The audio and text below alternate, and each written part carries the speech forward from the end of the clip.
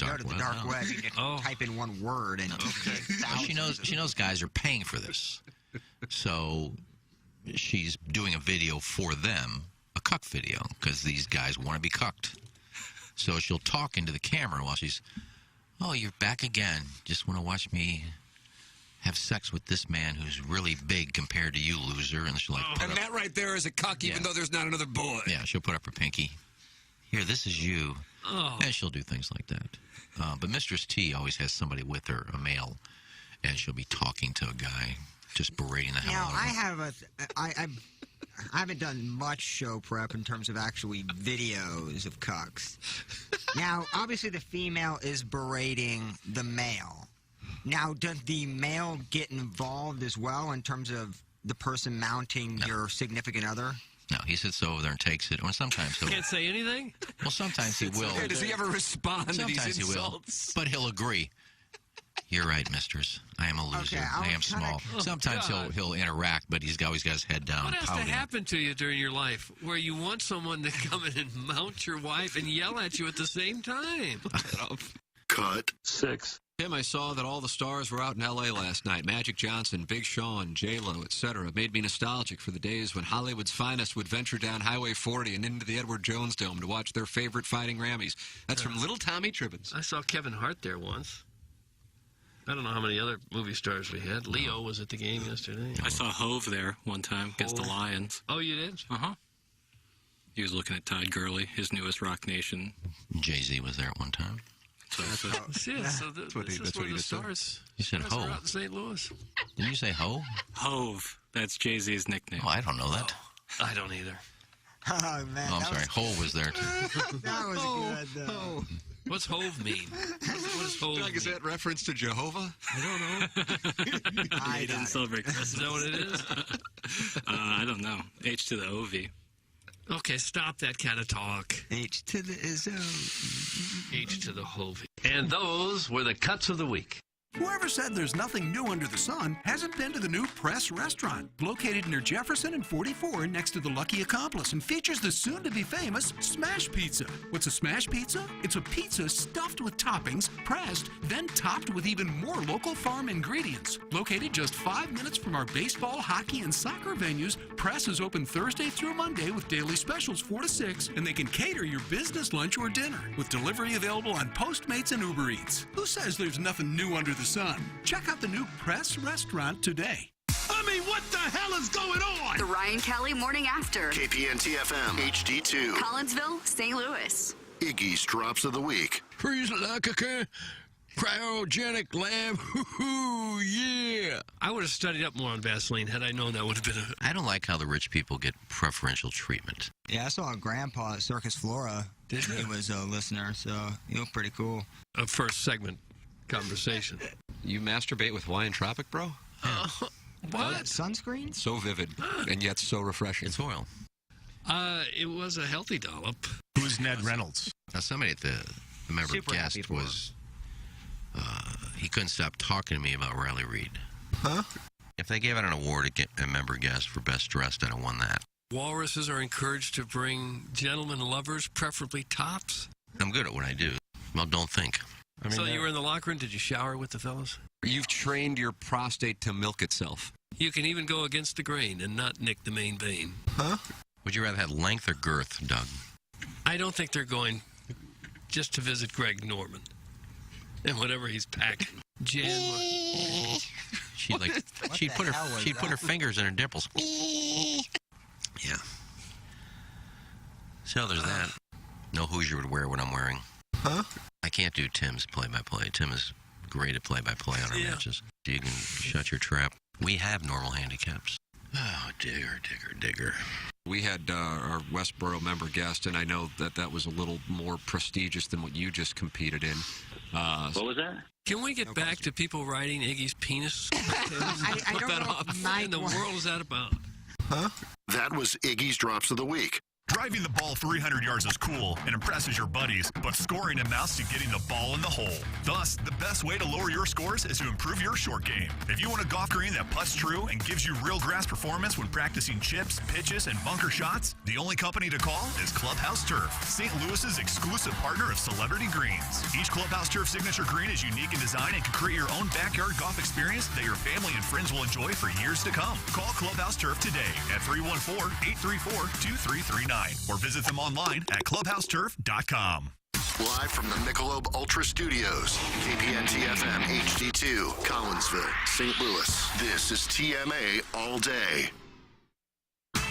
Rise and shine, St. Louis. It's the Ryan Kelly Morning After on KPN-TFM HD2, Collinsville, St. Louis. At the Morning After STL on YouTube and on TMASTL.com with Tim McKernan, Doug Vaughn, Iggy Strode, The Plowboy, and Action Jackson. 7:07 in St. Louis, you are listening to the Ryan Kelly Morning After. It is our Munganass St. Louis Acura Alton Toyota 7 o'clock hour from the Michelob Ultra Studios. Timothy Michael McKernan, Douglas Selvin, Vaughn, Kenneth Iggy Strode, the Plowhawk, and Action Jackson with you. Come on in, friends. Pull up a chair and gather around and communicate with the show. 636-9004-TMA. That's how you can call in. 314-881-TMA5. That's how you can text in to our Engineer Design Facilities text inbox. And, of course, email in for our Design Air Heating and Cooling email of the day. Doug, indeed, indeed. Indeed, indeed, yes. I would say that's the word that pretty much covers it today. Indeed. Indeed. I think everyone's talking about the disappointing Battlehawk defeat, but they had a chance. They had that 4th down and 15th again, right there at the end of the game. Had a chance, but couldn't pull it off this time. Got in a little brawl. Now, one of the questions Jackson poses for the award-winning balloon party presentation at 10 o'clock. And, Jackson, what is today's question segment called? Little Piddle's Wonderful Weekend Wrap-Up. Oh. So much fun with alliteration. My first question is one you often lead with, but what is the lead today in St. Louis sports? And to me, maybe I'm off the mark, but the obvious lead, and it's not even a question, is the Doggies. Am I off the mark on that? Oh, no, that is, sure. Okay, all right. But the fact that it's Doug, it's the number one question in the Lil Piddle's Wonderful Weekend Wrap-Up makes me think, oh, this is a question that the people would debate. And to me, it doesn't strike me as such, but perhaps I'm off the mark. Well, I don't know what else it would be. I just mentioned the Battlehawks because I'm not over that defeat yet. You know how difficult I take defeats. No, I know you do take those. Yeah. Well, a lot of people thought they're going to go undefeated, and that's a tough break for them. So Yeah. I think that's the biggest story of the week. I think there's a coaching issue there. Uh-oh. You want to get rid of Anthony the coach Beck's now? getting held accountable? I'm kidding. Anyway. Well, you bring in a new linebackers coach, and they get torched. Yeah. Way to go, Steckel. Les Steckel was the difference. They did give up a lot of points. We're still on the Battlehawks. We got to get to the Dogs. That's the lead. Oh, really? Iggy's You not agree happy that's the about lead? the Dogs. Iggy's not happy with what he saw and heard. I didn't say that. From the Battlehawks or the Doggies? Dogs. I can't say what I saw because I didn't see it. You didn't see it. You didn't watch the Dogs game? I'm not getting Apple TV. You're not what? I'm not getting Apple TV and then paying $80 to watch it. Viva FIFA. Well, maybe you could have gone to a local tavern or saloon or speakeasy and watch it there. I don't go out in public. You're too big? Nice. It's because of the crowd, the paparazzi, or what? No, before people start saying that I'm trashing soccer, I'm not. Oh. I'm happy they won. I'm glad it was a great turnout. I heard the atmosphere was tremendous. I'm just not going to... I'm not a huge soccer fan, so why would I pay that kind of money to watch it? Yeah. I listened to it. Doug, were you in attendance or did you watch it? I watched it. Watched the whole thing. Yeah, I was very excited to sit down and watch it. I tried on Friday to get it on my Apple TV. Spent hours. Had to take the rare position of going on the fan page, asking for help, willing to take the abuse if someone could give me a tip on how I get the game from my T-Mobile account where I got it free up on my TV. And the answer was you got to uninstall Apple TV and reinstall it. Really? That turned out to be the answer for me. Yeah, you can't just get your free T-Mobile MLS season pass and expect it to go up on TV. you got to uninstall Apple TV and then reinstall it. That's how I got it. I got to tell you now. I bought the season pass, and I've had Apple TV. I feel like for perhaps 5 years, and I checked to make sure that we have a 4th generation Apple TV, which I believe is one of the newer, perhaps the newest generations. And for whatever reason, I couldn't get it on the television, so we watched it on my laptop, which was fine. But perhaps that's the reason. Now I'm not T-Mobile. But maybe I need to uninstall it. I don't know. And I have Apple TV. Either way, whatever. Neither here nor there. No need to spend much time on that.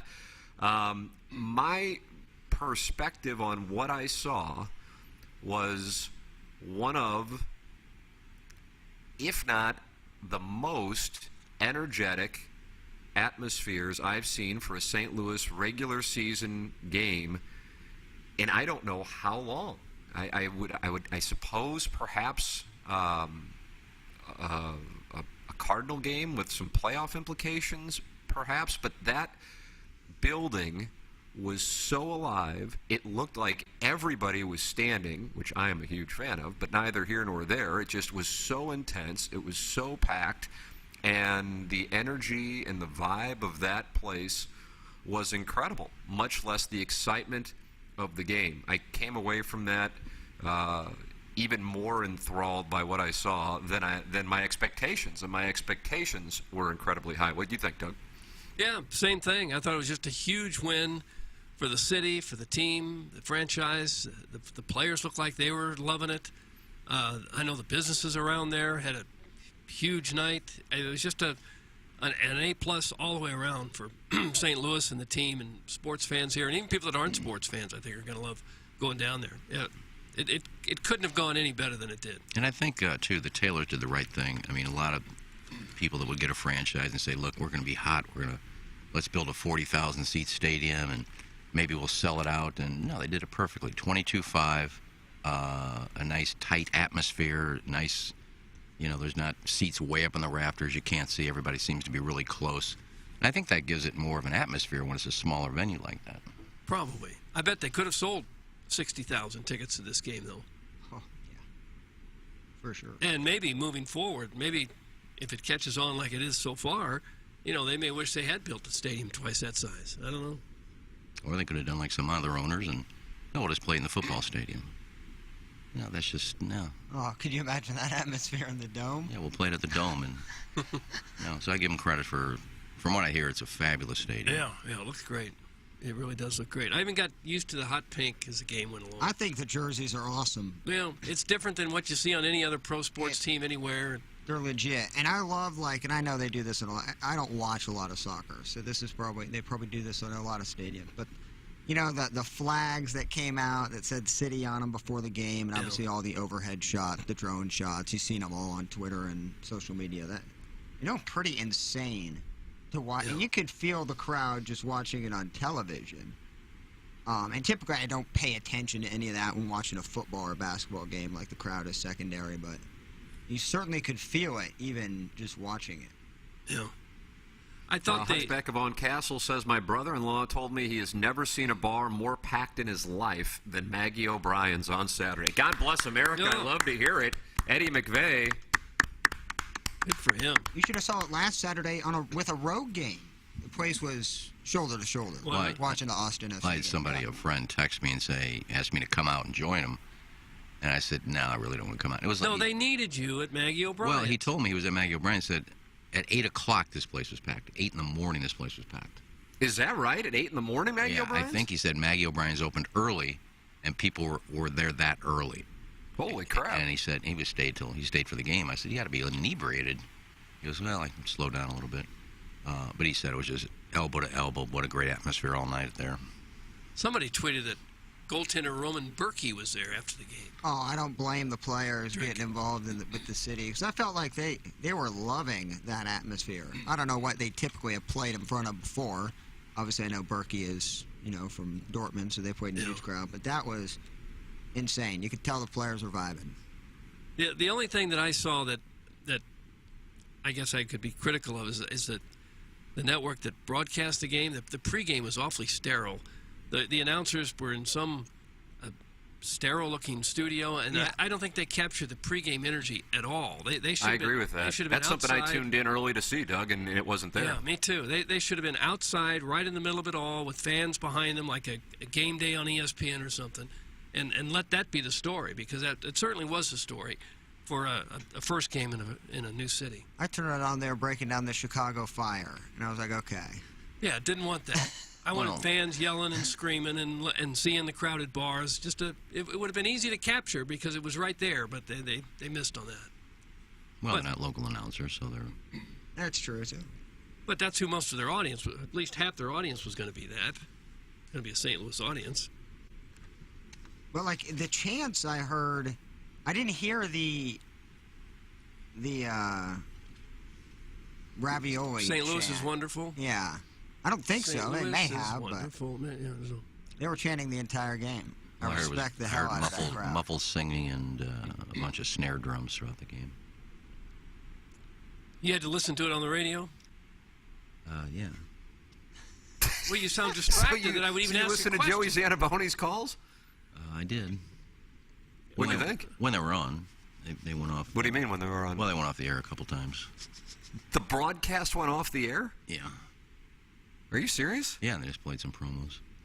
And God, I respect that board up. And they missed the opening kick. They came back from a commercial, and Sanboy said, "And it's kicked out of bounds. It'll be a city throw-in."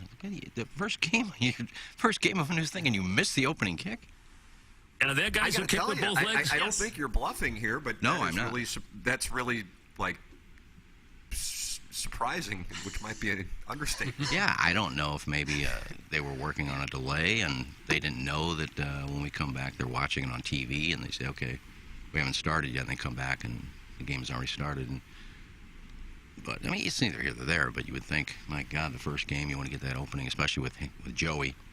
Imagine what he said with the opening kick, how historic it was. But there's a little bit of anger underneath this. It's not a little bit, Doug. There's it's not anger. It's not. If you were at the I'm waiting game, for it to come out. you talked about what you saw. I talked about what I heard. This is what I heard. So you sat at your place on Saturday night with the radio fired up? Yeah, I was listening. It's like listening to a Roosevelt fireside. Yeah, it's like, when you're a little kid and you put Indian style on the carpet. put that transistor radio Native under your American style, please. Oh, sorry. put that God, transistor that's under your offensive. pillow and listen to Jack Buck as you go to bed. I just sat on my couch and had it on and was doing a little work. What kind of work Fireside were you chat. doing? Needlepoint? No, I have some Megan Meyer stuff coming up, and I had to jot down a bunch of stuff. So I was just doing that while I was listening to the game. All right. Then I went back to watching Chris Rock. Zanabone was great on the call. There wasn't even one nose whistle or heavy breathing during the broadcast. You can tell he's a class act. That comes from KG in O-Town, Doug. I feel like it's coming from inside the building. Yeah, because he works here. I'm really done just answering your stupid-ass questions. Oh, and hey. comments. Damn. This is a coworker. Yeah, okay. I haven't seen him in a month. No, I'm not trashing the guy. I was talking about the broadcast. I mean, he has nothing to do with getting on and off the air. All right. But I mean, it was. So the broadcast dropped. Yeah, and I don't think they left to go take a commercial, because when they do that, Joey will say, "And let's take a break. You're listening to blah blah blah soccer on whatever."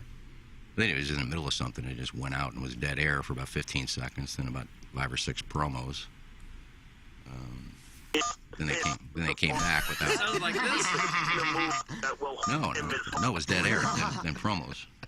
The fact that that's real. But Joey had nothing to do with that. But I guarantee you, though. No, I'm not going to guarantee. I will bet. Quick backtrack. Well, I mean, I'm not in the building, so I don't know what was said. But I'll bet somebody told him that you need to settle down after the goals. Let it breathe a little bit and let I think his name is Dan, the analyst, let him talk about what happened for the goal, because the first game is like he was yelling and screaming and then looking at his cue cards, what should I say here, and then Lubriderm bottles on a Christmas tree and whatever. Dale. His name is Dale. Dale. Dan. But after a goal, Dale. I don't think in any goal he gave one of his cute things. He just kind of. First, I didn't even know they scored a goal. But did they score? Was it a save? What? I don't know what it was. Jared Stroud! That's the call of the first goal at City Park? No, it was I think that was last week. I don't know if we have any of his calls. I don't think he really said anything. He had some. He didn't say anything when they scored? Well, he screamed, and then he let the crowd, hear the crowd a little bit, and then Dale took over, and so I don't think he really went ballistic on goals. I mean, he got some of his sayings in there during, like, corner kicks or good saves or something, but the first goal, I didn't even know they scored. In the air, left field, and gone. He was more that's what he sounded like when the first Charlotte goal was scored. And a shot. Let's go back and what happened there, Dale? Did they score? I didn't even know they scored. And the other team scored. But I think he saved his quips for like good saves or passes that just missed or something. But I think they probably told him to settle down a little bit and let Dale actually say something. Plowhawk, do we have any of the goal call? Yeah, I think we don't have the own goal, but we do have the first actual goal. The PK. If I'm correct. Yes, the PK. The Charlotte goal? No, the PK from close out this first half. The Dogs. All right, let's hear it. Move in, ready. And he got it! Top shelf! What a moment! See, letting the crowd. That was okay, wasn't it? That was fine. No. Yeah, what was that was? He told us what happened. Yeah. They scored, where it went, crowd noise, and then what a moment. I said that's he didn't have any of his freeze it like whatever. Freeze like a car. And that's the time to do it because it's a PK. You can kind of forecast. That's why I'm one saying of two outcomes. That's why I'm saying I think that they probably sat down with him and said, let the crowd go. If we score, you don't have to throw all that stuff in there. Let Dale take over. And I think right after that, Dale kind of set up what happened. And so I think that's what they told him. But that was a perfect shot. This is huge. That was a beautiful penalty. That's Dale. Well taken. I thought he skied it when he first kicked it. I did too. I thought he skied it, but he just top shelf. Not a goalie in the world could have made that save. Even if he knew where it was going, you couldn't get there. I'm a big fan of that Charlotte goalie. He's a good-looking cat. Well, that guy came he out couldn't get much of a break from his teammates. No, they're kicking it right to Klaus. They kicked it right to him again. That's twice in a row. He had a couple of 6 saves. He did. Good-looking guy, lanky. They pretty much gave us all 3 goals. Yeah. An own goal, a hands in the penalty box, and then a giveaway by the defense. Well, Klaus missed that opening, wide open netter when Charlotte's goalie kind of messed up and left a wide open net, but he went high. So. Plow, did you get Apple TV? Yeah, I'm a T-Mobile. Oh, there you go. God bless so America. I was able to love the atmosphere, love watching the game. I will say, and I know this has happened because I have looked it up on Twitter, that mine was glitchy for, I think, about 30 to 35% of the game. It was? On and off, like, you know how it just moves, like, pixel frame by frame, just like the commentary was way ahead of the actual game because it kept skipping. It was annoying. I missed the first own goal because of it. But it was issues throughout the game, but overall, I think that's probably just a hiccup. Uninstall Apple TV, reinstall Apple TV. Okay. Yeah, I mean, I just installed it for Saturday, so it's not like I had it pre-installed before I used it. This is the first time I used Apple TV. So, chalk it up to just, probably a lot of people watching it at that time. But I Your watched every thoughts are welcome. second. Engineer Design Facilities, text inbox. Plenty of people texting in. 314-881-TMA5. 314-881 TMA5. The Engineer Design Facilities text inbox. You can reach out to the great people at Engineer Design Facilities by emailing at fire@edf-rg.com. They'll have a technician come out and provide a free evaluation of your system and offer the most competitive contract pricing in the market. You can also check them out anytime at edf-rg.com, the official commercial fire alarm services and solutions provider of TMA. EDF's fire division is now testing, inspecting, and maintaining the fire system on all commercial kitchen and restaurant hoods. It's Engineered Design Facilities. EDF is Missouri and Illinois preferred full-service vendor for licensed and certified professional servicing and monitoring and testing for fire alarm services and systems, fire suppression systems, fire alarm system monitoring services, tenant improvements in construction and security access and monitoring services. It's Engineered Design Facilities. You can use the TMA STL app to communicate with the show, all you do is click send message. Gary Gaetti. Doug, you remember him? He was with the Twins in 87, the Cardinals. The pride of Centralia, Illinois.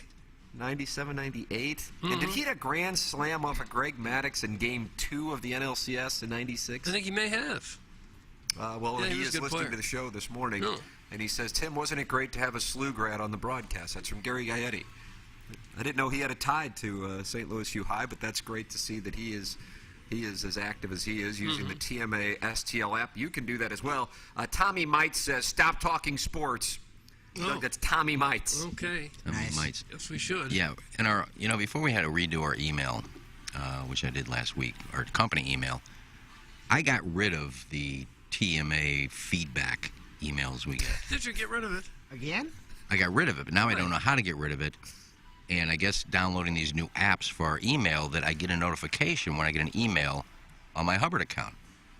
I don't know if you guys got them. I got like 4 over the weekend during the game. Oh, what a save. What? On a Saturday at 9 o'clock? What a save? This was sent to you via email by a listener? The TMA STL feedback thing we get, or whatever it is. Well, maybe they just sent it directly to you, because I didn't get that. Well, I got like 3 or 4. Did anybody else, Doug, did you get a message? No, I didn't. Did you look? Nor did I. If you go to your email, they may have popped up. Well, you don't get notifications. But hold on, Iggy, they can specifically send it to you. No, I didn't get such a Well, I guess they were coming to me then.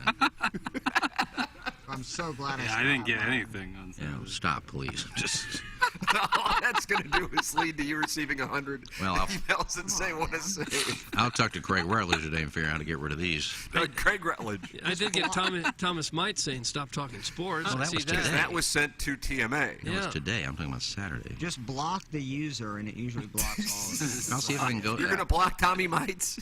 Well, from that, I don't know what I did, but I can't get it back. I changed my email. They're gone forever. Here, I'll see. I got them over the weekend. What was the weekend? KG in O-Town says, I agree with Iggy. Those employee emails we get are a real burr in the saddle. That's from KG in O-Town. That's a great text. That's fun. I've never seen you included on those. I got one Saturday from old Matthew Kirksey. He says, there's nothing wrong with it, but this Nelson fella is wearing a sports bra. What the hell's that? Well, you did get him How's then. that? You did get him then. What is that? Who's Nelson? I don't know. First one I got was from Andrew Belt. Great show on Tuesday. Andrew Felch. Just air him out. Great show on Tuesday. I'm listening and laughing. Okay, why are you sending that on Saturday? I didn't get the one where it said great save. Let's see, another one from Nelson Sports. First one from Matthew Kirksey. Listen to the national anthem. Think it only makes sense we do it the Blues way in the home team. Dogs. Hey, look, God, it's a Saturday during the game. You didn't get that one? Oh, the dogs aren't going to... He's got your names on it, so I don't know what... I don't think the dogs are going to be sticking with this fan base. This is the part of the show where Iggy opens the door to his castle and lets people know what to do to annoy him. That's from Mitch, hands down, the most beautiful breasts I've ever seen, and then a cumstein. They don't really bother me. It's just I get a notification now when I get an email saying, doo-doo. And there it is. This national anthem. I mean, it's Saturday night. Why are you texting us? Oh, calm down, Angry. Man. Anyway. Anything else make you upset with the broadcast? No, I thought the broadcast was fine. It felt like a real event in St. Louis. I knew lots of people that made it the whole night to sit in front of a TV to watch the thing. Yeah, absolutely. It was incredible. It really was. I mean, that atmosphere, for a regular season game, granted, it was an opener. It was a first franchise game ever in the building in St. Louis, so that is extenuating circumstances, but I think it was so great and so alive that it will make people want to go, and that it becomes an event every time they play. Now, what will the staying power be a year from now? But still, I think that was so positive that it will make what people want to make sure that they're there for the upcoming games. Yeah. Oh, it was crazy. I mean, I had the idea of like, I might go get a little city cap, or I was trying to get a scarf. Oh, no. Better move some money around. So at like noon on Saturday, I went to a store that sells all the stuff for all the teams, and it was picked dry of city stuff. I mean, you could find stuff, but it was in either double or triple XL. You couldn't find a scarf anywhere, and the person told me that there was a line outside the store at like 10 o'clock to get in. So, really? I mean, people were going nuts, and everything around it, it was crazy. It's great to see. We seem like such a natural to have a team. It's a wonder we didn't have one years ago. Why are we just getting this now? Okay. We were focused on keeping the Rams, I would assume. That could be it, I guess. But I mean, with the tradition that St. Louis has in soccer, you would have thought that we would have been one of the first cities to get a team.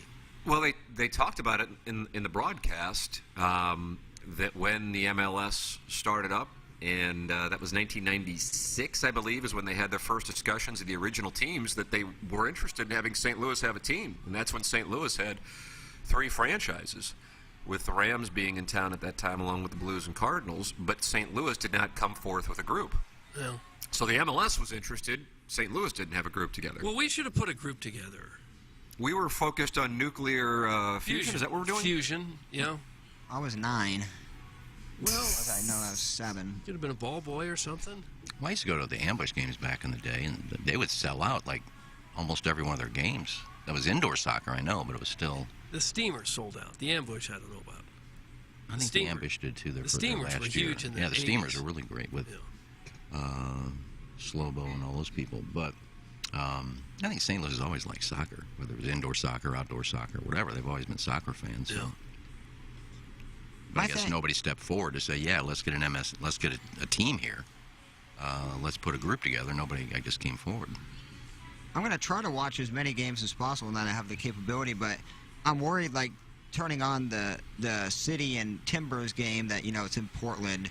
I feel like my interest will only be in watching the home games. Now, that's still, I'm going to try to make an effort, but just I liked watching almost the atmosphere and hearing that. And the game was great. That was actually a really fun game to watch.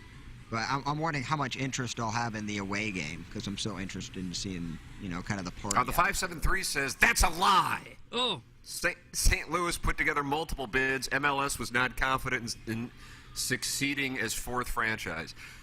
Did anybody else on the broadcast Saturday night hear the lead broadcaster, or maybe it was Taylor Twellman, I don't know. Taylor Twellman was the color analyst on Saturday night, say that the MLS was interested in St. Louis when the league started up, but St. Louis did not have a group together. No, I did not hear. That's what they said on the broadcast. Did you hear that, Doug? I did not, but I didn't hear every word they said. Well, obviously those guys are liars, according to this guy. The texter? Yeah, he's. 573, call in, 636-9004-TMA. The door is open, and Manupal Eligible says, I did hear that.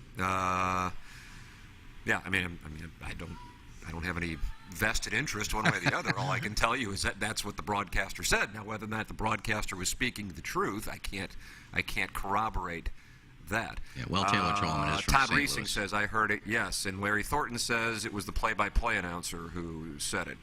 Plowhawk Portland's atmosphere is also insane. That is from the 314. Oh, no, I heard, Lake yeah. St. Louis Island Boy says Timbers fans are a banty bunch.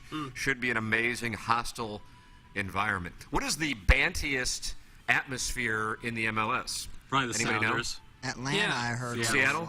Seattle's got a thing where they have parades through the streets, walking Yeah. to the stadiums and everything, and they were selling out the big football stadium. Yeah, So Lumen was Field. Atlanta, though. They were getting like 60,000. Atlanta is Yeah, also man, they a- packed Mercedes-Benz, They right? pack it. They play like this huge horn at the Mercedes-Benz Dome during the game that goes so loud. It's like the soccer or a hockey goal horn that they play. It's crazy. Hope we don't implement that. Yeah, that it could have that kind of influence here, that kind of demand Absolutely. for tickets. I just wonder if at some point they're going to try to expand the stadium or wish they had or something. If you can get 50,000, that's better than 22. I mean, it's great the way it is right now, but I think the potential here is for soccer to really take over, especially with no football team. Do we know what the price of tickets are just normally? I'm not talking about second hand or buying them from a Ticketmaster, because I saw a guy selling 2 tickets for next home game for $200 each. Oh, they're at least $100 a piece for sure. Anyway, 2 tickets for $400. Now, are there tickets that high in that stadium? I don't know. Probably weren't that high if you bought season tickets, but they got scarfed up so quickly. They're probably that high now. Yeah, I'm just What's curious left? what the regular price would be. If you go to the box office and buy 2 tickets. Well, when the Timbers come to town, you can get tickets for $80. That's the end of April. See, that's kind of cool. But Not for terrible. right now, like the first couple games, they're all like $100 or so. Yeah. But that'll go down. All right, so if somebody's selling them for $400 or two, that's just secondary market. You just Well, yeah, it's all secondary market at the moment. My concern when they were building the stadium there was parking. Anybody heard any stories about parking? Was it easy or was it okay? Now, did you see No idea. the overhead shot before the game? It was like as they were going from the pregame to, entering the stadium. There was a huge line on whatever street that was. I don't know what direction they were shooting it at, but it looked like a ton of people were still waiting to either get to a parking situation or I don't know. But I didn't hear any complaints, but it looked like right before the game started, there were still a ton of people lined up right outside the stadium in their vehicles looking to park. get there early and go to Maggie O'Brien's and take the shuttle. 100%. Yeah. Well, you don't need a shuttle if you're McVay. Maggie O'Brien's. You're right across the street. Yeah, you can still take a shuttle. Right across the street? Well, they have one, don't they? James Carlton might be willing to drive you. That's the kind of guy he is. 314-961-4800. Go online at carltoninsurance.net. If your insurance costs a leg and an arm, call James Carlton, State Farm. I think a lot of people think of life insurance as some kind of luxury, but the reality is it is a necessity. And for those of you who are in your 20s and may not be married yet, you might be thinking to yourself, why in the world would I get it? Well, here is the reason, because there's a good chance at some point you will want to make sure you have it and you get it in your 20s, and then you are set because it is super inexpensive in your 20s. 314-961-4800. You lock in that rate. I remember getting a policy and I was like, why am I even bothering with this? And now I still have it. Years later, it's the exact same price, and I am so grateful that I did it. I would recommend doing that with James Carlton. 314-961-4800 or go online at carltoninsurance.net. Jackson, can you tell the people about your pant?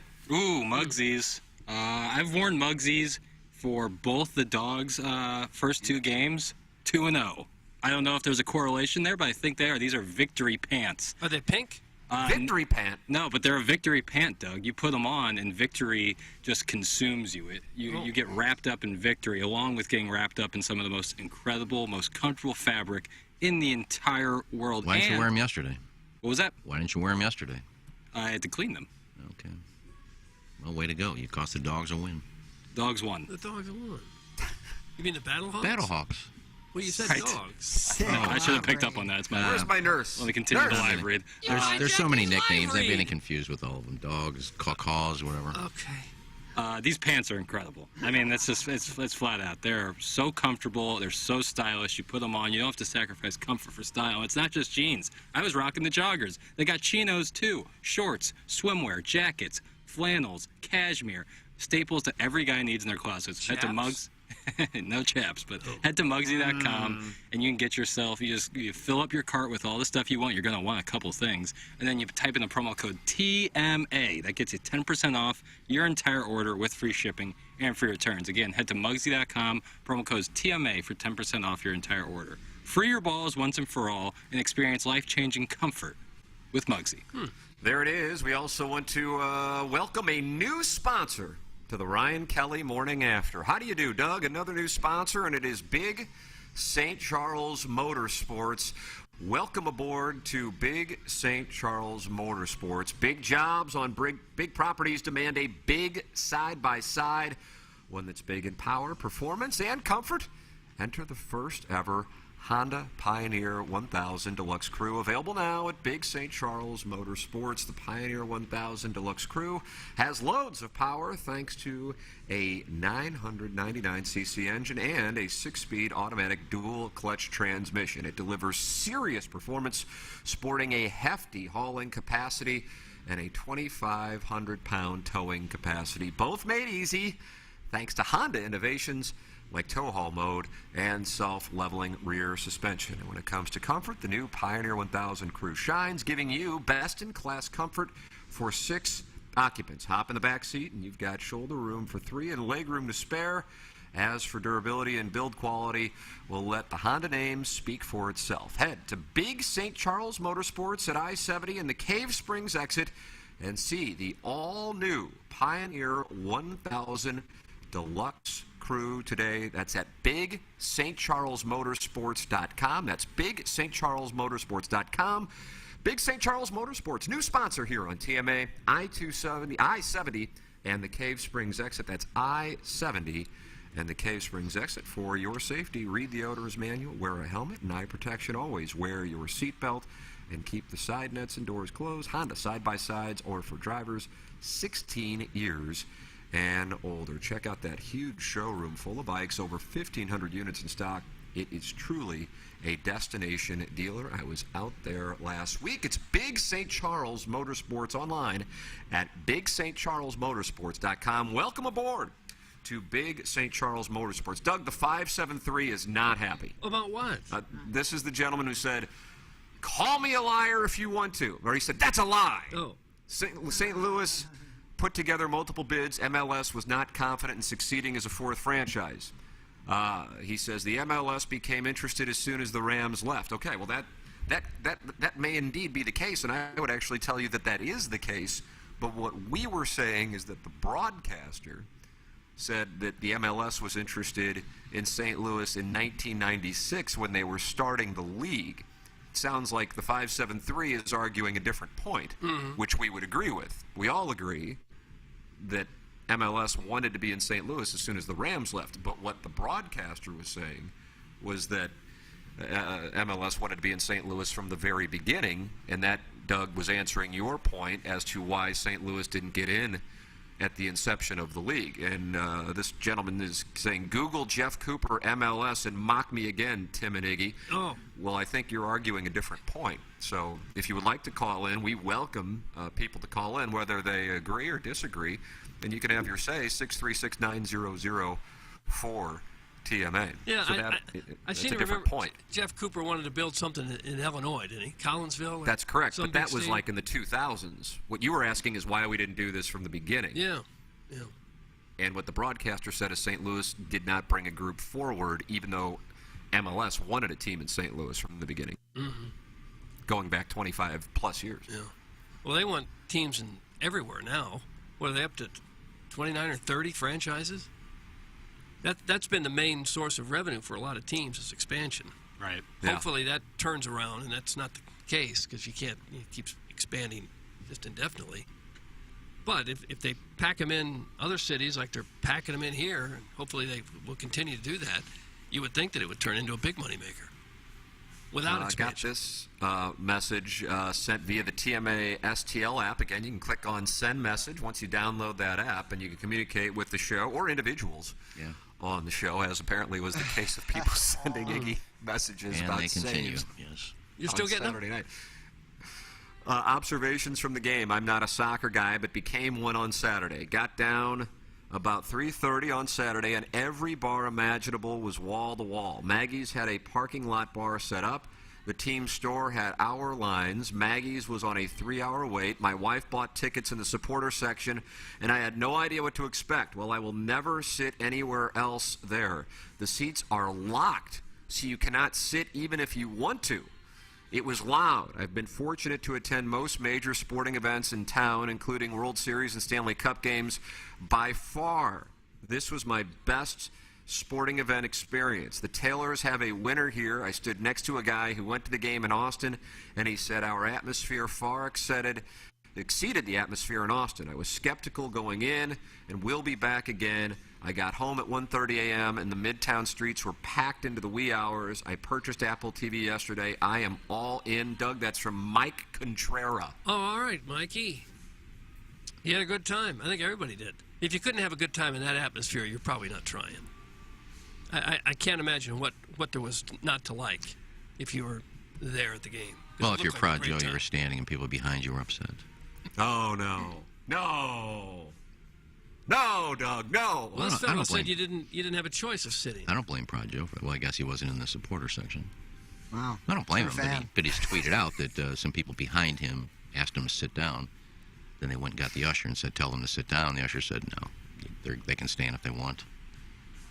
So I'm not blaming Joe. He didn't do anything wrong, but there are going to be people at a soccer game that want to sit, and why? Why do you think Joe This isn't a Barry Manilow concert. I mean, stand up. Mandy. Why do you think Joe didn't get the job as a soccer analyst? I don't know. You can't double dip. You can't park cars and do that. Well, he did a good job on the women's pro team with Athletica. You actually listened to any of that? A little bit. Prop to Prod Joe putting Doug, together you had him as that a guest, and he hovered above your set. He did, yeah.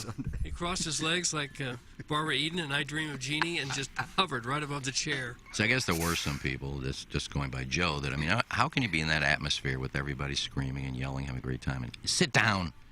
I mean, why are you going to a soccer game if you're going to sit there the whole time? I saw his tweets, so I while the game was going on, and I texted him and I said, so what's going on? And he said there are some people behind us, and they're not asking us to sit down, but they're bitching about it loudly so we can hear it, but they're not asking us. And we just continued to stand. Everybody in the building is standing, and then they got so frustrated that they called the ushers over, which was a textbook Edward Jones Dome move back in the day, except the difference here is that the usher told them Joe and his friends had every right to stand, and so the people complaining about the standing, as producer Joe put it, were told to pound sand by the ushers. And I thought that was a wonderful, wonderful indication of the kind of atmosphere you can expect at City Park. So God bless the usher, and God bless at Prod Joe. No, I wonder if they actually used the phrase pound sand. Do you know we have the best fans in baseball in St. Louis? Oh, that's awesome. It is. Best fans in soccer, maybe, too. We got to get some new drops for the soccer. Maybe we have the Beefus. Yeah, we got some calls we can use. No, the ravioli heads or boys. Or... I didn't hear any of that. I didn't hear any of the ravioli boys. Yeah, me either. I was surprised that, I mean, obviously I wasn't there, so I don't know if there was. Yeah. Could you hear what they were singing on TV? Because on the radio, I mean, you heard some chanting and some drums, but I had no clue what You could they were hear saying. what the song was supposed to be like in terms of the beat of the song, but in terms of lyrics, you could probably get out St. Louis. That's about it. Who sang the national anthem? Anybody She that we was know? 'Cause amazing, dude. They missed that, too, wonderful. at the beginning. Oh. The radio broadcast did? They came back in the Home of the Brave. Really? Yeah, so I was just curious who sang it. She was wonderful. That's really surprising. I don't remember the girl's From name. what Madison said, I think she's kind of a big deal, an up-and-comer in Kennedy the area. Holmes. Yeah, she was tremendous. Kennedy Holmes. Wasn't she on The Voice or American Idol or one of them? That sounds right. I don't know, so I can't say for sure. Kennedy Holmes, but from St. Louis. But that's all I know. She was on The Voice. She was great. One of those. Absolutely killed that. Guys, how did Iggy find out about producer Joe's tweets? That is from the Birthday Hawk. Somebody posted it. Birthday Hawk, do you have any other questions? There's your answer. Somebody posted it, and I saw it. So, I mean, I don't You know can if I call follow in and talk about your experience Saturday, your thoughts. What did you like? What didn't you like? 636-9004 TMA. Or you can text in Engineer Design Facilities text inbox, and you can communicate via the TMA STL app. And just click send message to the show. And we are going to start giving away prizes for the best communication via the TMA STL app as well. Download the TMA STL app. And we have contests galore going on. You can win tickets to see Guns N' Roses on Saturday, September 9th at Busch Stadium. The tickets are on sale right now. And via the TMA app contest, you can win tickets to see Kevin James on the Irregardless Tour. That is Wednesday, September 27th at Stiefel Theater. Tickets are on sale Friday at 10 a.m. Doug, can you tell the people about our title sponsor? And I've got his name is Ryan Kelly online at thehomeloanexpert.com. Well, sure. His name is Kelly. His name is Ryan Kelly. Maybe you put your dog's tickets on a credit card, and now you're going to have to face high interest rates. Well, you can still get the tickets, but you don't need the high interest rates on the credit card. The average credit card rates right now are 19.1%. That's the highest since July of 1991. 35% of households are taking on new credit just to cover basic expenses, and even more are still paying off their holiday bills. If you're a homeowner, you don't have to live like this. You have equity in your home. With a simple cash-out refi, you can pull out that equity, and the Home Loan Expert will give you your cash at closing, and then you can pay off those ridiculously high-interest credit card rates and roll it into your mortgage. Start fresh on the path to financial freedom today at thehomeloanexpert.com. Maybe you're looking to buy a house after months of decline. Pending home sales have increased for the first time since May of 22. If you're even considering purchasing a new home, get your pre-approval now from the Home Loan Expert the day you call in. With the Home Loan Expert's new banker broker platform, they have unlimited programs and products from almost everywhere. Mortgage interest rates have really dropped. Don't miss out on the home of your dreams. Start the pre-approval process today at thehomeloanexpert.com. Thank you, Ryan Kelly. Thank you, Sir Mortgage. Online at thehomeloanexpert.com, title sponsor of this show for a decade and the studio sponsor on the Tim McKernan Show podcast. You can send your questions in for QFTA, TMCKERNAN at InsideSTL.com. Tim McKernan at InsideSTL.com. Questions, comments, erotic stories, and if you are like Gangster Pete's buddy and you pleasure yourself on I-70, you can send in your stories of that as well. T. McKernan at InsideSTL.com. Munganast, the sponsor of our 7 o'clock hour, and I mean Munganast, St. Louis Acura, and Alton Toyota. They service all makes and models regardless. If you bought from Munganast, you can order your new car today, and they are getting new cars in. The days of not having new car supply are fortunately coming to an end, and Munganast has the new car supply for you. Go to stlouisacura.com or altontoyota.com and you go shopping right there. And if you would like to communicate with Jamie Burkhardt, Clayton Patterson, or Peter Munganast, Doug, we have a secret phone number. We sure do. I've got it right here. Yeah. 314-252-0029. You know where that number will get you? Straight to the Muckety Mucks. Muckety Mucks. Jamie Burkhardt, Clayton Patterson, Peter Munganast, 314-252-0029, and that is how you can call or text and communicate with them directly. It's Munganast, St. Louis Acura, and Alton Toyota online at stlouisacura.com and altontoyota.com. And even if you can get your car from Munganast, you can get your car serviced at Munganast. That's Munganast, St. Louis Acura, and Alton Toyota. Call in and be a friend of the show, 636-9004-TMA. You can email in for our design, air, heating, and cooling. Email the day the morning after at InsideSTL.com and text in Engineer Design Facilities text inbox 314-881-TMA5. It has been all dogs all the time here in the Munganast, St. Louis Acura, Alton Toyota 7 o'clock hour, and we welcome you to participate with your experiences. And, of course, you can watch the show at youtube.com/TMASTL. Howard Thompson says in the YouTube chat, Jackson needs to get Klaus on the show. Seems like a TMA type of guy. I hear tell he was barking with the fans after the game. Anybody confirm that? Well, I didn't hear that. Who's Klaus? The striker. Oh, boy. Joel Klaus. Well, I thought it was one of your friends. He's the guy the announcer said. You're thinking of Frog Dad. The announcer said of Producer Klaus. Joe had the buddy named Klaus, Iggy. It was Klaus and Knuckles, and he would vacation with him. No, Klaus is the striker. Number 9. The number 9 shirt. The announcer says, boy, he looks 42. He's only 26. He is. He's young. That's a nice compliment. Brazilian. Yeah. He made a nice little lift over the goalie's head, though, on that third goal. A little chip shot. Yeah.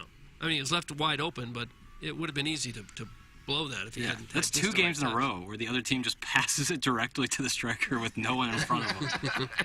That is nice that they do that. Like, and he was staring at Klaus, and he just passed it right to him. I was like, what are we doing? You gotta have some respect for yourself. Yeah.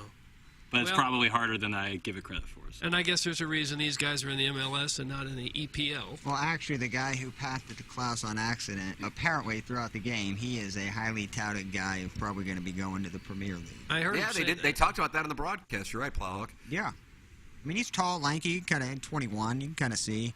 Is that the good-looking guy you like? No, no, that was the goalie. That goalie, man, he got that George Russell F1 vibe. Okay, Man, all right. He's definitely got the tan and, the athletic build. Okay. They all have athletic builds, don't they? You're not going to see frumpy soccer players usually. Yeah, typically. But R9 towards the end of his career, Ronaldo, the real Ronaldo, was a little thicker towards the end. Oh, yeah, he was like... So was Maradona. Maradona was real thick at the end. Yeah, I'm sure it cost Ronaldo. It's amazing that he had an appetite. Who was the Charlotte player that scored the goal and was such a pain in the ass? That guy. Was he the bantiest of roosters? Yeah, he got hurt like 4 times in the first half. Just dreadful injuries. He is what soccer is about, and I absolutely love a guy like And then I noticed when everyone had finally had enough and had given up on his latest injury and walked away, then he would pop right up and go on too. Was he the one who got the handball? Was he the one? No, that was another guy. That was Fedorsky or something. They were complaining about the Jeff handball. Skversky, Doug. Yeah, it was a skipper. When I left KMOV, he came in. It was so clearly a handball, and they were all. But that's how soccer is. They all like crowd around the ref and start yelling. But hey, what are you gonna do? It's like he didn't mean to do it, but it still hit him Right in the hand. Yeah, I love that number 9. I love. Was that this the they're building goalie him. again? You gonna No, talk about his that- hand? The little Banny Rooster. Oh, he had the frosted hair, I and the love crowd that. got on. About the second half, the crowd had enough of his act. Love him. Why don't more players do that? When you get inside, you're close to the box, and there's defenders in the box, and you're trying to pass it or chip it over the head, just kick one in their hand. Yeah. Usually when they block it, they put their hands behind their back so that even if it does hit it, it wouldn't. But if they don't know it's coming, they can't be running with their hands behind their back. They're trying to defend. They're not Right. paying attention. Just kick it at their hand. Well, I mean, Imagine harder than it instincts, looks. a ball is coming at you and you decide to go groin first, just leave it out in the open. But it's either that or you're giving up a penalty. Penalty. Save your I'm not a save your soccer balls. player. One of the best things about watching the game is there's no commercials. That's what I'm saying. 45 minutes straight action. Yeah. It's awesome, man. I love it. I mean, I really have enjoyed watching both of these games. I'm into it, and that atmosphere on Saturday night, I just can't say enough about it. I mean, I don't know. I mean, I'm sure, like I said, there have been incredible regular season games with the Cardinals and Blues, but usually that is with some kind of playoff implications. And again, I recognize this is the first ever home game for a franchise. So if you go back to the first St. Louis Rams game at Busch Stadium, Doug, who did they play? They played the Bears or the Saints? Yeah, it was outside. At Busch Stadium too. and that did have a fantastic atmosphere there. That atmosphere was so. I mean, I think because of how alive, and I think a lot of it goes to those supporter groups actually, because they carry that on throughout the course of the game. That I think it will become an event in a way different, but in a way similar to the Battlehawks, that it isn't necessarily about the game, it's about the atmosphere. Like, how many people are really emotionally distraught over the Battlehawks losing yesterday, with the exception of Doug? I know, Doug, you said at the outset in the dumps. That's got you. Mm-hmm. But I think people are going and will be going to the Dome this weekend, mainly for the atmosphere and the fact that there'll be 35,000 people there. You know, most people in that building on Saturday night at City Park probably couldn't name 5 members of the Dogs, but because of the atmosphere, that will come organically because you'll become a fan, and I'm sure plenty of people already have become a fan, and now you will have people wanting to go to those games, not just because of watching the game, but just because they want to be part of an energetic atmosphere like that. It is... Yeah. I expected it to be youthful and energetic, and it superseded my expectations. Yeah. Granted, it's the first one, but still, that was something else. The Blues have got a little of that going, too, with the atmosphere. I mean, they keep the music pumping all the time, and it's a fun thing to go, even if the team's not going anywhere. I think that's got something to do with why they're still selling out most of their games. Now, Tim, you noticed that on TV. What do you think it's like in person? Do you think it's much more than you're seeing on TV? I can't speak to it. Outside of it, I felt like watching it on television, it absolutely translated. It was because when I was texting with Joe, for example, Iggy, and he was saying there were people bitching about him and his friends standing in front of them, I said, on the broadcast, on the telecast, I haven't seen one person sitting down. Perhaps it was going on, but I didn't see it. I mean, everybody was standing throughout the game that I could see on the telecast. And so, therefore, the energy was, it was like watching a playoff game. That's what I would equate it to. And here it is. It's the second regular season game of a season that goes on through October, Yeah, it'll be hard to keep up that level of intensity for that long over the course of the season. But maybe it'll happen. We'll see. Well, I'm looking forward to it. Since somebody gives me a ticket, I'll go. They have to give you the ticket? How many teams make the playoffs? 7 from each conference, Plowhawk. The number 1 team overall, which right now the Dogs are tied with the Sounders, but Seattle is scored 6 goals and have allowed 0, and the Doggies are 6-3. So then the Doggies would play the 7 seed if the playoffs were to start today. So 2 versus 7, but the 1 seed gets a bye, and then they are in the conference semifinals. That's the format. 2 versus 7, 3 versus 6, 4 versus 5, and then the top seed in each conference gets a bye into those quarterfinals, or into the conference semifinals, I should say, overall quarterfinals. So if you get a bye, you only have to win 3 games to win everything? Yeah, right? Semis, finals. All I know is it feels like a championship season. Doug, you think they might ship it? I think so. If the other team's going to give us 3 goals a night, they got a good shot. Top of the table, baby. Mm-hmm. Don't say table. That's what it's you like. You have a problem with table? I mean, if I go to ESPN.com and I look for the hashtag standings, it's not going to say standings. It's going to say table. Oh, dude. 6 points, baby. If you haven't been to the St. Louis City FC fan page, I can hop on that right now. Because the game and the atmosphere were one of a kind, but nothing can compare to that page overall. What are they doing? There was a post about, hey, make sure if you see a Charlotte fan, shake their hands and tell them welcome to St. Louis. It's like, come on, dude. Oh, brother. Best fans in soccer. That was just like the beginning of like, my God, I saw where somebody Can we posted. get a Beefus hoodie? People were complaining on there about calling it the dogs. Oh, they hate So I joined just to see what all the ruckus was. Yeah. And I get up this morning, my first 8 stories on my thread from that page. I just said, see ya. That's it. You're out. Had to leave. I haven't struck yet. Obviously, there's a time and a place for me to make my inaugural post. What's your inaugural post going to be, Plow? It's going to be a shot fired at something. How about a Bergie pube? Yeah, I may do that. It all depends. The page is pretty calm right now, but I did like when you see a Charlotte fan, shake their hand, tell them welcome to St. Louis, buy them a beer. Oh, Lord. Who the hell are we, dude? Stop that. We're gritty, man. We have a full board of phone calls. TMA Walrus #1 starts things off here on the Ryan Kelly Morning After. TMA Walrus #1. Good morning. Hello, Walrus. Hey, Wally. morning, boys. How's everybody doing? Oh, we're good. You? Wonderful. I'm well. So that experience Saturday night, I didn't have tickets because I'm a poor, but I went down there, and that whole place was electric. Just outside the stadium, like an hour before the gates open.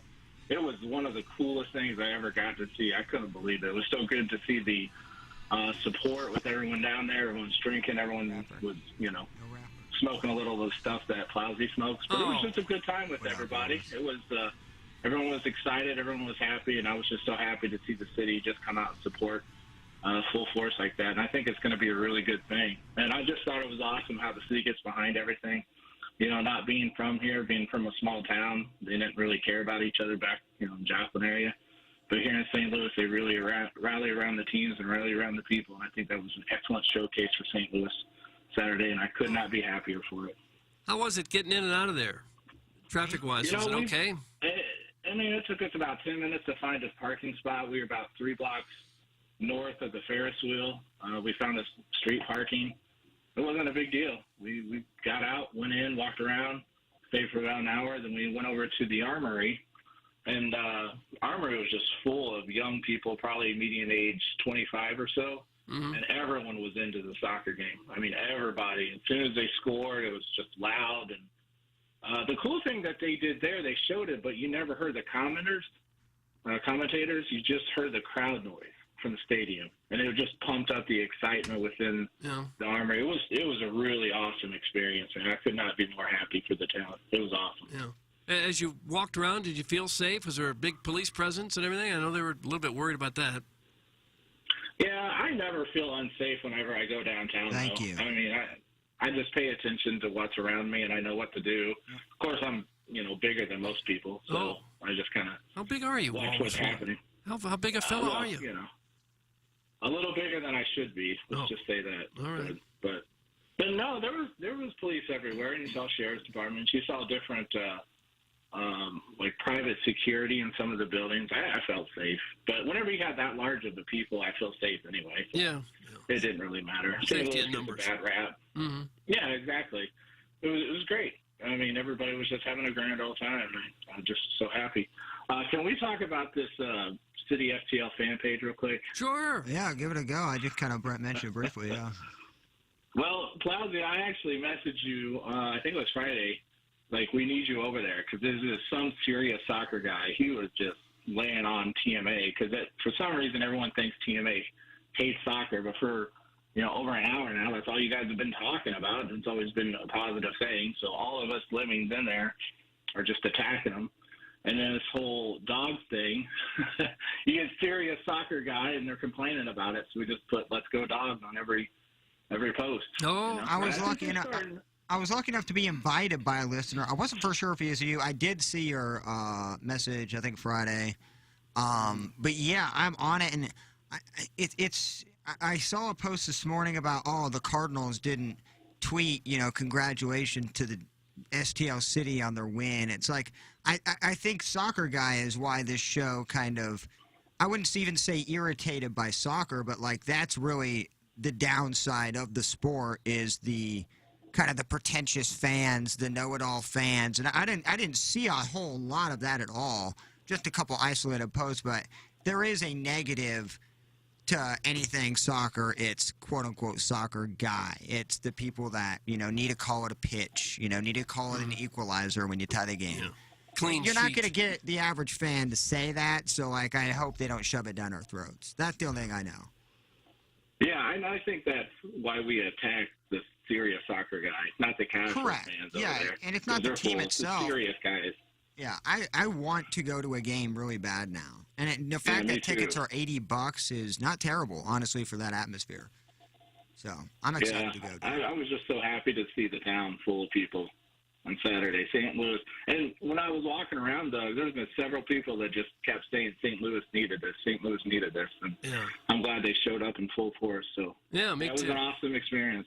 Yeah. And for a non-St. Louisan who obviously hears all the things that we hear, that St. Louis is a dying city, you can't go downtown, blah, blah, blah, this. If you look at the overhead shot, you have the Ferris wheel, you got Union Station, you got the Armory, Putt Shack, you have a Top Golf that's about 80% complete there. Like, there's a ton of things to do. And I think people who just have it inherently in their head that past 5 p.m. I'm never going to touch downtown or go to the city, you can be like that, that's fine, but those aren't the people that actually know what's going on down there. I'm with them. I've never felt unsafe being downtown at a Blues game, a Cardinal game, going out for drinks. I always keep my head on a swivel. I think that's what you have to do in every city. Yeah. This has nothing to do with how is the city safe, but there's a cool picture going around. I don't know who took it first, but a lot of people were using it. It was a picture from above at the soccer stadium and then stretching all the way out to the arch. Yeah, I think Nick Yale tweeted that and said put it in the Louvre or something. Yeah, that was awesome. Put it in the Louvre. I didn't. That was where I saw the picture. Yeah. Okay. I'm with Iggy though. The overhead shots are insane cool. Insane. But and Cloudy, back to your point, we didn't really know a lot about St. Louis before we moved here 6.5 years ago, except for the crime. But it's just the media pumping up stuff. But my wife and I absolutely love being here. This is the best idea, best thing we ever did was to move to St. Louis. And there is so much to do here. And so anybody from back home who comes up to visit, that's the first thing they talk about is the crime. And we talked to them, like, yeah, you got places you got to be careful, but if you're smart, you're going to be fine. And that's exactly what you just got to do. Just don't be stupid. Don't be a Hoosier. And we never felt unsafe. We've always we go to Cardinal games all the time, stay out late in the city. We don't, it doesn't bother us. And I think that's kind of the problem. Like, all the stuff, the negative stuff you hear is from, like, St. Louis. And I was like, if we stop talking bad about our city, then people will want to come here because this is a great city. And one of the great things that I noticed on Saturday that my wife and I always talk about is everyone's, like, genuinely nice here. We are pretty damn friendly here. Yeah, they really are. And people who grew up here, they can't quite understand that. But for us, coming from different backgrounds, where like you had a lot of problems, like racially and sensitive problems, and you come here and it's just a big melting pot, and everyone's just so friendly and so nice. And we go anywhere and we just talk to people, or they come up and just talk to us, and it's fantastic. So, but anyway, that's a whole other story. But I just wanted to call and say the atmosphere was awesome. It's great down at the stadium, great at the Armory. I'm just so glad to see the city supporting the team. Did you get hit by that tornado down in Joplin? What? Yeah, we talked about that last time I called. Yeah. So you got to pay attention once in a while. I'm kidding. I personally didn't, but that was the big city, so everything that I knew growing up was gone. Yeah. My wife lost a cousin in that tornado, but yeah, it wasn't good. Yeah, no, that was horrible. All right, But didn't anyway, mean to bring down go dogs. the call. I It's just what I appreciate think it, of now. Waller. It was a great call. Thanks, Wally. If you saw Joplin after that tornado, it's hard not to think of that every time you hear Joplin. Is what that tornado did to that city. Tim Drop. I don't know. Yeah. Should we take a break or go to another caller?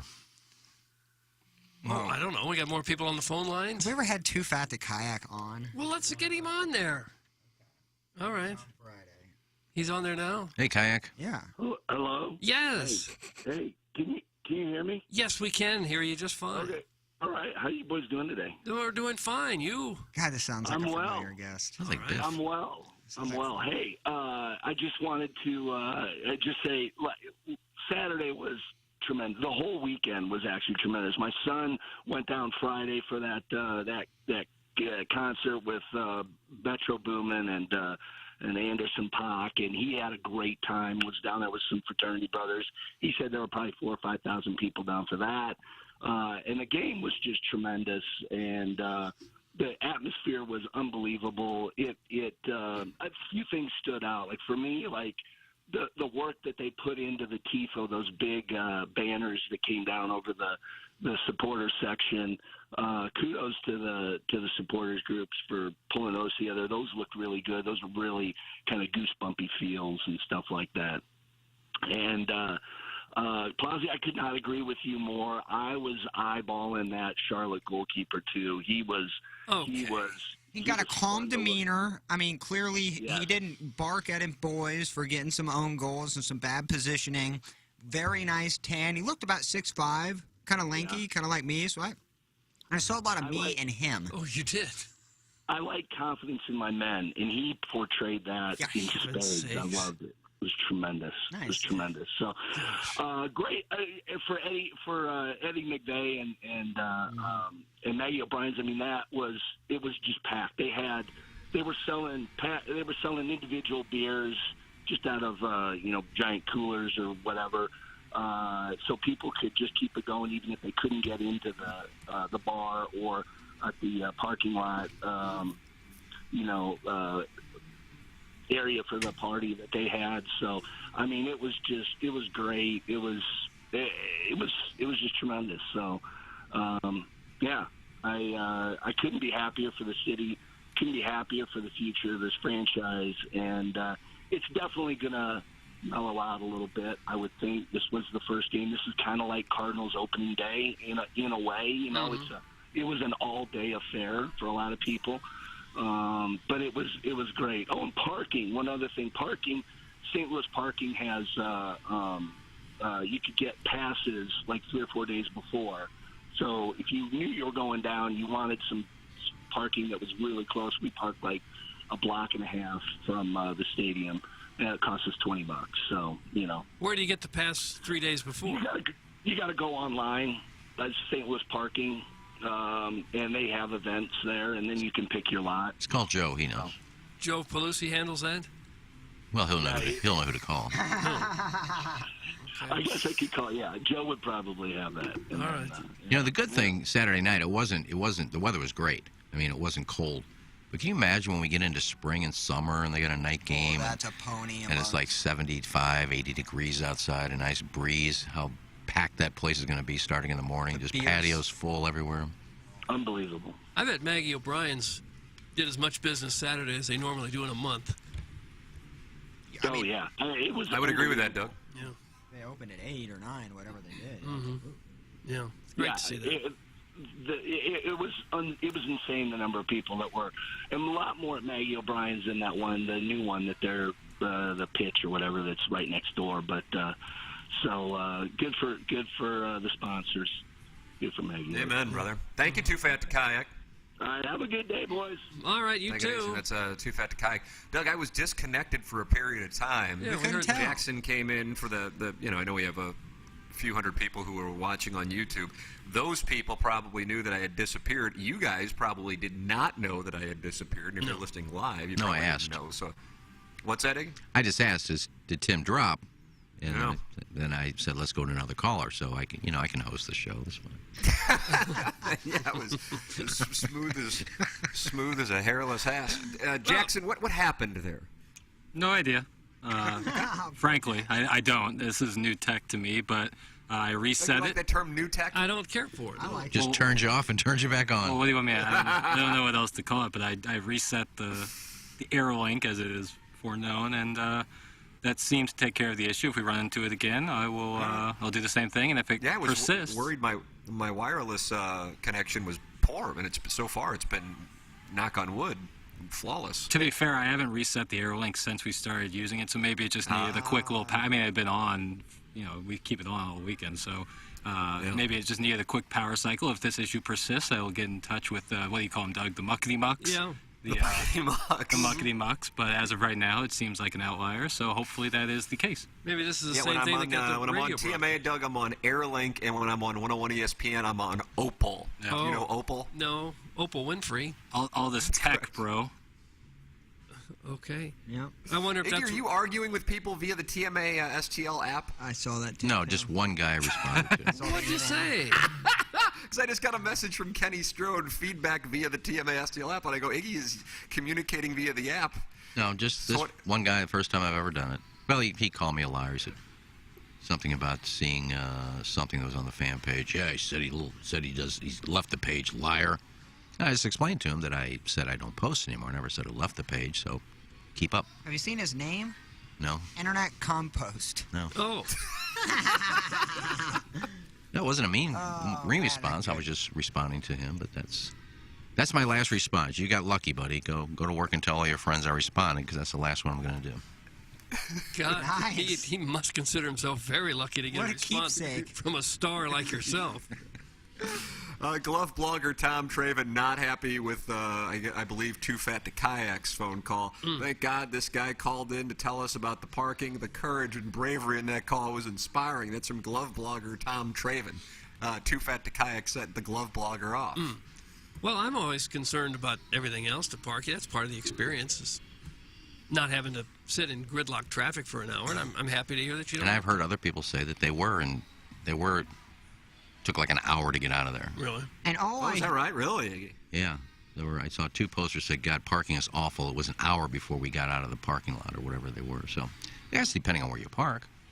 Isn't that music to like St. Louisans' ears, to where this bar was packed? There was a 2-hour wait here. There's an hour-long line at an apparel shop downtown. That's great, man. Like, that's unreal. And like I said, I'm not a huge soccer guy, but the infrastructure and what they've done in that midtown, downtown area is...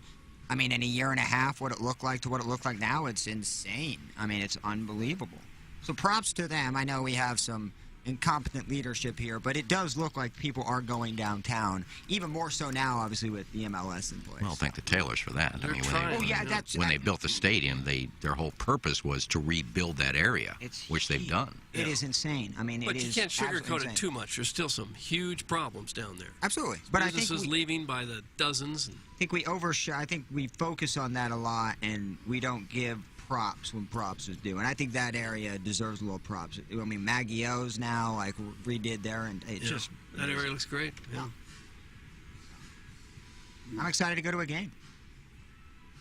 Do you even want the NFL back now that we have this? I hate the NFL. I don't want them back either. I'm with Iggy. What do you want? Like a lesbian scene over the NFL? Or what? Huh? I want an LPGA. LPGA, sorry. I'd love to see Lydia Ko and Lexi Thompson down the stretch. Rather than an NFL team. Yeah, I can watch it on TV. And I'm with that take. I don't want the NFL. Look, you want the LPGA over the NFL? Look, Jackson, let's present that on Balloon Party. I don't know if I said that would be our swan song. That's when they give us the short haircut. It'd be a kamikaze mission, then. That's fine. Yeah, put a poll up on the. Do you have a Balloon Party 101 ESPN page? It's just a... Yeah, put that up. Would you rather have an NFL team or the LPGA here? I'd be shocked if there's one vote for the LPGA, unless I voted. One tournament, one LPGA tournament instead of an NFL franchise. A regular event. We had one here for like 10 years. Right, but it would be a 4-day event as opposed to. And it went over so well they canceled it. You're right. I'm crazy here. I'm in it. Annika Sorenstam won every year, and they said, all right, that's enough, and then they shut the tournament down. Yeah, I think Lisa Lott Neumann won it one year. And Doug, didn't your photographer sit in the middle of the fairway under protest, and that played a role in shutting the What a event? patriot. Yeah, they had to stop. It was at Forest Hills out there in Chesterfield. Well, they left Forest Hills, and I think they went. She plopped down in the middle of the fairway. Yeah, needed a rest, like a soccer player with an injury. Are you really hurt? Had to stop, get the ambulance out. I think the last year was at Fox Creek, I believe.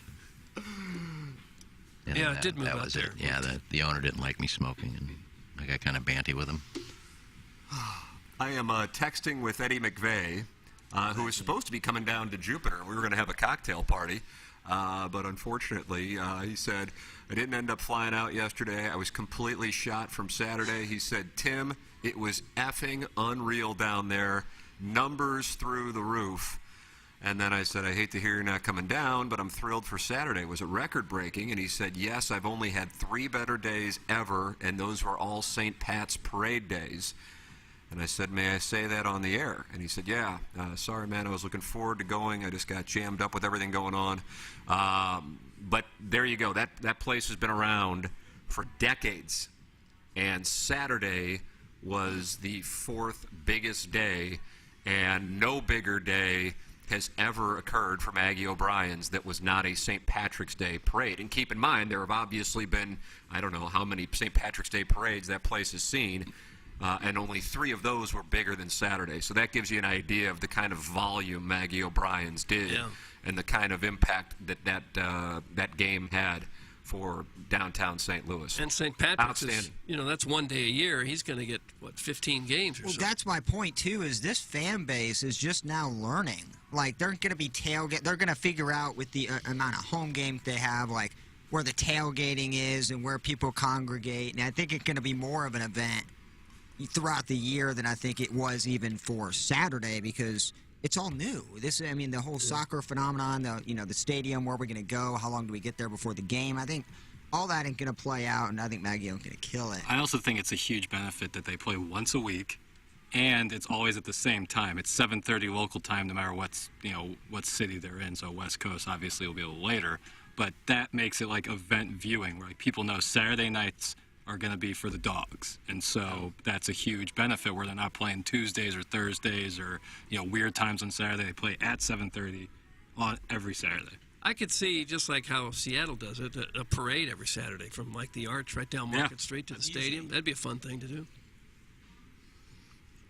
Your thoughts are welcome. 314-881-TMA5, or go online and email in the morning after at InsideSTL.com. 314-881-TMA5 is how you can text an Engineer Design Facilities text inbox. Email in for our Design, Air, Heating, and Cooling email today, the morning after at InsideSTL.com. And, of course, call in like TMA Walrus number 1 did, and also you can, of course, use the TMA STL app, and maybe Iggy will respond. Now, he said he's only responding to that one guy, and that was it. But you never know. No, that's it. Know. That's it. That's the final one. Well, when you call me a liar, I want to respond. That's it, yeah. Okay, there you go. So you can use the TMA STL app to communicate on the program as well. I want to thank another new sponsor for getting on board TMA, and that's Longo Biggs Injury Law. When you are injured, it is a confusing process. They will take the hassle out of your hands. Most people don't know how to even begin an insurance claim, and what they will do is walk you through everything. There are potentially lots of dollars on the line, and they want to help you get every dollar you deserve. CD and Doug both grew up in the St. Louis area, South City and South County, and they will go to trial. These giant out-of-state law firms don't care about their reputation in the community. CD and Doug do. And that's because they are from here and they work here, and you will get to know them personally, like I have gotten to know them personally here over the last couple of months. They only get paid if they get you compensation. They accept all personal injury cases, but focus on car accidents, trucking accidents, and catastrophic injuries. They make the entire process easy for you, the client. All you need to do is go online at longobiggs.com. That's LONGOBIGGS.com. That's Longo Biggs, new sponsor here on TMA. CD and Doug, loyal TMA listeners, and now on board with their law firm, Longo Biggs, online at longobiggs.com. LONGOBIGGS.com. The choice of a lawyer is an important decision and should not be based solely on advertising. advertisements. All right, we will close out our Munganess, St. Louis Acura, Alton Toyota, 7 o'clock hour.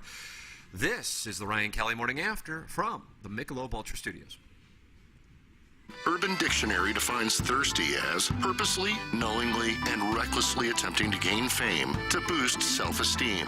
So, are you thirsty? Well, TMA has you covered. Become a part of the 2023 TMA Listener of the Month Club. You nominate yourself for a monthly award. And if you win, you get recognition and stuff to help you satisfy that insatiable thirst. We're talking January, February, March, April, May, June, July, August, September, October, November, etc. Go to TMASTL.com or the TMA app. Give us your name, a photo, and other pertinent information. Tell us why you deserve to be TMA Listener of the Month. And if you don't want to use your real name or photo, we don't really care. The TMA Listener of the Month. Get recognized just for being you or fake you or whatever. Quenched by Milagro Tequila. Welcome to the brighter side of tequila with Milagro in the morning after on KPNT HD2.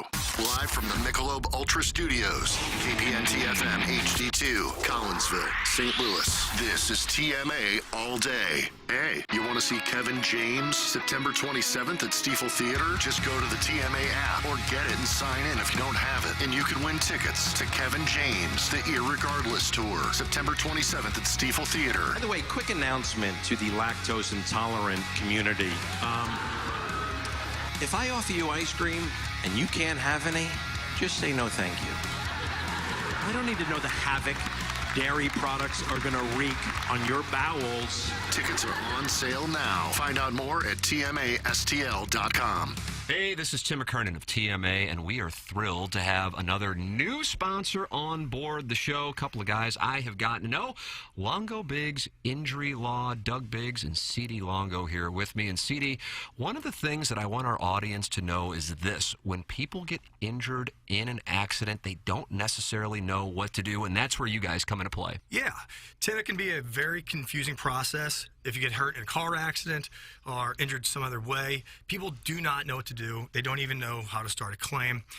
We're going to take the hassle out of your hands and make the entire process very easy. Injury cases are potentially worth a lot of money. We're going to make sure you get every dollar you deserve. We're very excited to be part of the TMA family. We're hoping to have a lot of fun with this. If you or a loved one do get injured, please remember us at Longo Biggs Injury Law. You can visit our website at longobiggs.com, and that is Biggs with 2 G's. The choice of a lawyer is an important decision and should not be based solely upon advertisements. Doug Vaughn here alongside the home loan expert, Ryan Kelly. Ryan, rates are high. Is it still a good time to do a cash-out refi? Absolutely. Mortgage rates have definitely gone up a little bit over the last year, but so is your equity. Think about what those houses are selling for in your neighborhood right now. Maybe they're selling for $400,000. What do you owe on your current loan? $300,000? That means you have $100,000 in equity. And with a simple cash-out refinance, we can replace your current loan with a new one and pull that equity out and give it to you at closing. In fact, our average client received over $54,000 at closing. Would that change your life a little bit? Probably. Would you have to continue to worry about when you're going to get paid next and what bills are going to get paid and the credit cards and the interest and all that? Probably get rid of all that stuff and put you on the path to financial freedom. That's why a cash-out refinance is one of our favorite loans and our most popular loans right now. Thinking about getting a little cash to pay off some debt? Think no more. Visit thehomeloanexpert.com. Driving the ball 300 yards is cool and impresses your buddies, but scoring amounts to getting the ball in the hole. Thus, the best way to lower your scores is to improve your short game. If you want a golf green that putts true and gives you real grass performance when practicing chips, pitches, and bunker shots, the only company to call is Clubhouse Turf, St. Louis's exclusive partner of Celebrity Greens. Each Clubhouse Turf signature green is unique in design and can create your own backyard golf experience that your family and friends will enjoy for years to come. Call Clubhouse Turf today at 314-834-2339. Or visit them online at clubhouseturf.com. Okay. Hot takes. Yeah. Pepperoncini. Pepperoncini. And now the Pepperoncini Show with Darren Atkins and Ken Stroh. All right, take it, fellas. There it is. That's the open. Pepperoncini. Pepperoncini.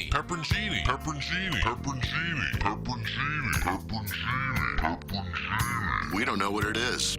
We don't understand the name. We just know it's stupid. And it's available every weekday, featuring Iggy and the Plowboy.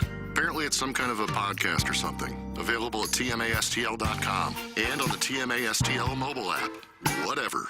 Whoever said there's nothing new under the sun hasn't been to the new Press restaurant, located near Jefferson and 44 next to the Lucky Accomplice, and features the soon-to-be famous Smash Pizza. What's a Smash Pizza? It's a pizza stuffed with toppings, pressed, then topped with even more local farm ingredients. Located just 5 minutes from our baseball, hockey, and soccer venues, Press is open Thursday through Monday with daily specials 4 to 6, and they can cater your business lunch or dinner, with delivery available on Postmates and Uber Eats. Who says there's nothing new under the sun? Check out the new Press restaurant today. Hey, if you like the morning after, check out Balloon Party on 101 ESPN. HD1, by the way. It's Sports Talk with Tim McKernan and Action Jackson from 10 a.m. to 11 a.m. each weekday, right after the morning after. It's the worst named show in the history of radio, but the content's pretty good, so check it out on 101 ESPN or get the podcast on the TMA app. Now, back to the Ryan Kelly Morning After on KPNT HD2, Collinsville, St. Louis. Ox is off, Tim, so we're back. It's Billy. Doug William Gilman. Yeah. What a magical gentleman. He's been a staple on this presentation. For years and years and years. It's the Appliance Discounters, 8 o'clock hour here on the Ryan Kelly Morning After. The Appliance Discounters, online at theappliancediscounters.com. I got a dishwasher from there. Doug collects ranges, so he's there regularly. 5 locations in the St. Louis area. If you are in the market for an appliance, look no further than the Appliance Discounters. That's John and Denise Bradley, and their 80,000 square foot warehouse full of GE appliances and other major brands ready for delivery. Shop online at theappliancediscounters.com, where pricing has been adjusted to beat all the competition. It's theappliancediscounters.com, sponsor of our 8 o'clock hour here on the Ryan Kelly Morning After. So far on the presentation today, it has been essentially almost all about MLS and the Dogs on Saturday night. And we've taken some phone calls, and we welcome you to call in 636-9004-TMA. You can email in the morning after at InsideSTL.com for our Design Air Heating and Cooling email of the day, the morning after at InsideSTL.com, which comes your way in an hour and 12 minutes. And, of course, text in to our Engineer Design Facilities text inbox. Design Air is the sponsor of our email today, and Seth Goldcamp and his company are online at designairservice.com. Doug Vaughn is a client. I am a client, and we welcome you to be a client as well. And the forecast is not as friendly as it really has been for the last, oddly, month of February, now that we're in March. I know Iggy is out on assignment. I think there is a Hubbard board meeting right now, and he's going through some of the budgets with corporate. But, Doug, I am seeing temperatures today glorious, but highs in the 40s and nothing but the 40s between now and next Tuesday. Yeah. So that's a change for where things have been. So if you're having a furnace issue, right? DesignAirService.com. What were you saying? I'm sorry. When's it supposed to be 70 today? 70 up as high 70 as 70 today, but I'm saying Tuesday to Tuesday. Got it. Yeah. Well, it's hard to complain with the winter we've had. Indeed. It's been about as mild as I can remember. Yeah. DesignAirService.com is where you go, and that's where you can work with Seth and his staff. They will come out quick, fast, in a hurry should you be dealing with any furnace issues. And if you are, it is going to get cold starting tomorrow and remain that way for about a week. So DesignAirService.com, the official HVAC provider of the Tim McKernan Show podcast and the Ryan Kelly Morning After. It is Design Air Heating and Cooling. Plenty of people using the TMA STL app now to communicate with the show in addition to the text inbox. Tim, I thought I would give perspective of an Uber driver on Saturday night. There were 4 events going on, a comedy show at Chaffetz, Trevor Noah was at Stiefel, and the Missouri Valley Conference Tournament at Enterprise. I was actually very impressed with how the traffic flowed all day and night in that short stretch of market. I doubt they have ever seen that much traffic in that area at one given time. The crowds didn't let up all night, and I was out driving until 1:30 in the morning. That comes from Michael via the TMA STL app. That's a lot of events. Yeah, that's Can you great. imagine if the Battlehawks and the Blues played the same night? I guess it could happen. Yeah, you have to look at the schedule, but they probably tried to schedule away from that, I imagine. Well, the Dogs are in Portland this weekend. The Battlehawks have their home game, their first home game in this iteration this coming weekend. And there are thoughts that it could be 35,000 plus for the Battlehawks. How do you do? Well, I'm fine. You know who was at the soccer game that made it all the more exciting was the Cardinal Cowboy. He was there. Why is he affiliated with us? He had something to do with the level of intensity at the game, and I hope he's at the I didn't know that he Battlehawk had game. something to do with it. Apparently he does. He was there. He didn't bring his trophy with him. And I hope he's at the Battlehawk game. Because Lord knows he'll be at every Cardinal game. Every one of them. With the trophy. Exhausting, man. Oh, he's fine. Means well. He's fun. The block party the night before seemed crazy, too. Oh, you were there? No. You need a ticket. And Did you go to a block party? Yeah. I didn't know what this... Well, I mean, they had two big guests there, so it was kind of like a concert. Who? Metro Boomin and Anderson .Paak. Doug, check this out. Listen real close. Define big. If you mess her down, trust me, I'm going to shoot you. Metro Boomin had like a top 10 album this year. I'm a shoot you. Those are the lyrics? That's his producer, if too. Metro don't trust you, I'm going to shoot you. And that's what Dexter Fowler would play when he would come up. Was that 2017? Jumpman, jump in, jump in. I don't know the years. That's where Nobu comes from. Dope man, dope man, dope man, dope man. Yeah, dope man, dope man.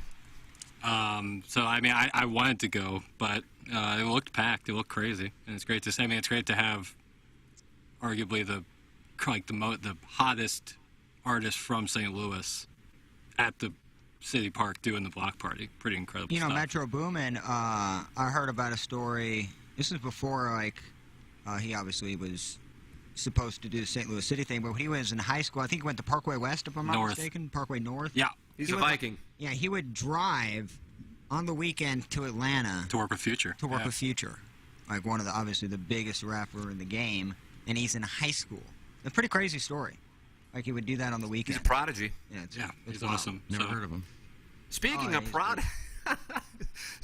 of prodigies, Doug, the Cardinals might have a situation with a gentleman by the name of Jordan Walker who hit a ball about 480 feet in one of two home runs on Saturday against the Nationals at their ballpark, and he is enjoying a rake show so far in spring training. I saw the stats. He leads a number of the Grapefruit League stats in like slugging percentage and extra base hits and everything. 20 years old. I don't know how he's going to be denied. Have you seen that swing? It's unbelievable. I cannot get over. I'm so excited. Where do you think he's going to be? Left field? Left field, day one. You have to. O'Neill in center? Nobody's going to displace Lars Nootbaar. Roberto Clemente could come back, and Nootbaar's your right fielder. Yeah. Can't take that number. Nootbaar's penciled in, so he's... I did see Ohtani did the pepper grinder. If you haven't seen it, just log into Twitter. You'll see it 150,000 times. He's doing it in Japan now? No, Ohtani is doing it with Nootbaar. It's his teammate. Yeah, so it's exciting. I love. And Gorman had a long home run too. I mean, the Cardinals could put together a string of big hitters with Walker and Goldschmidt and Arenado and Contreras and Gorman. If it wasn't O'Neill, if he comes back, that's pretty good power. That's probably as much power as any team in the league has. If it wasn't for DeYoung, Mason Wynn. Okay, let's get off the DeYoung thing. I'm not kidding, though. I should be kidding because he shouldn't be on the roster. But honestly, Mason Wynn, I mean, he's showing that he could potentially make the opening day roster if DeYoung wasn't allowed. He's leading off today against the Astros at Roger Dean. Mason Wynn is that is not Paul DeYoung plow. Walker playing? I didn't see Walker in the lineup, actually, surprisingly. Yeah, give him a day off. He's playing too well. Well, he's hitting .429 with 3 home runs, 6 RBI.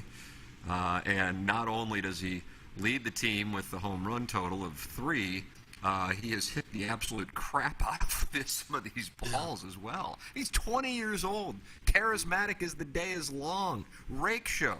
And Doug, do you recall when Albert Pujols, and I know this was 22 years ago, Pujols had hype, but it kind of came out of nowhere in the second half of the season in 2000.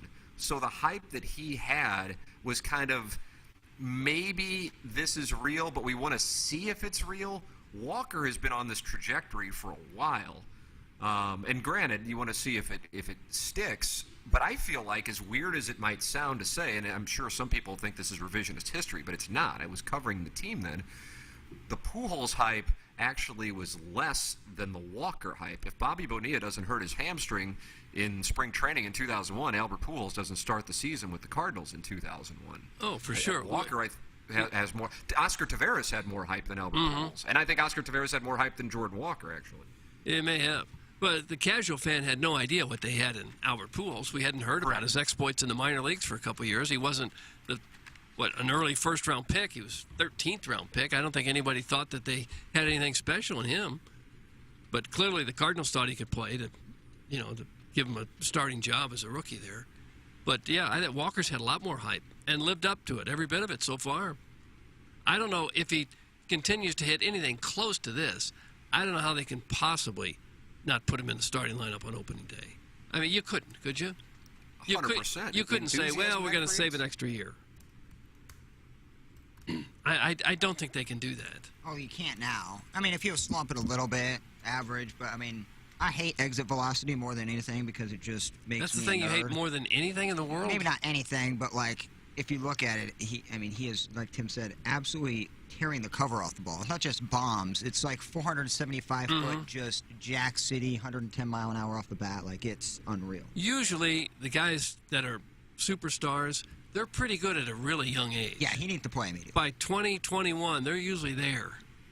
I mean, look at all the young studs now. It's definitely trending younger. Julio Rodriguez, I think, for the Mariners. I mean, he was 19 or 20. We just have a bunch of dudes that almost peak and are at their prime by 23 at this point. So, I'd say play him. One or two things will happen. He'll either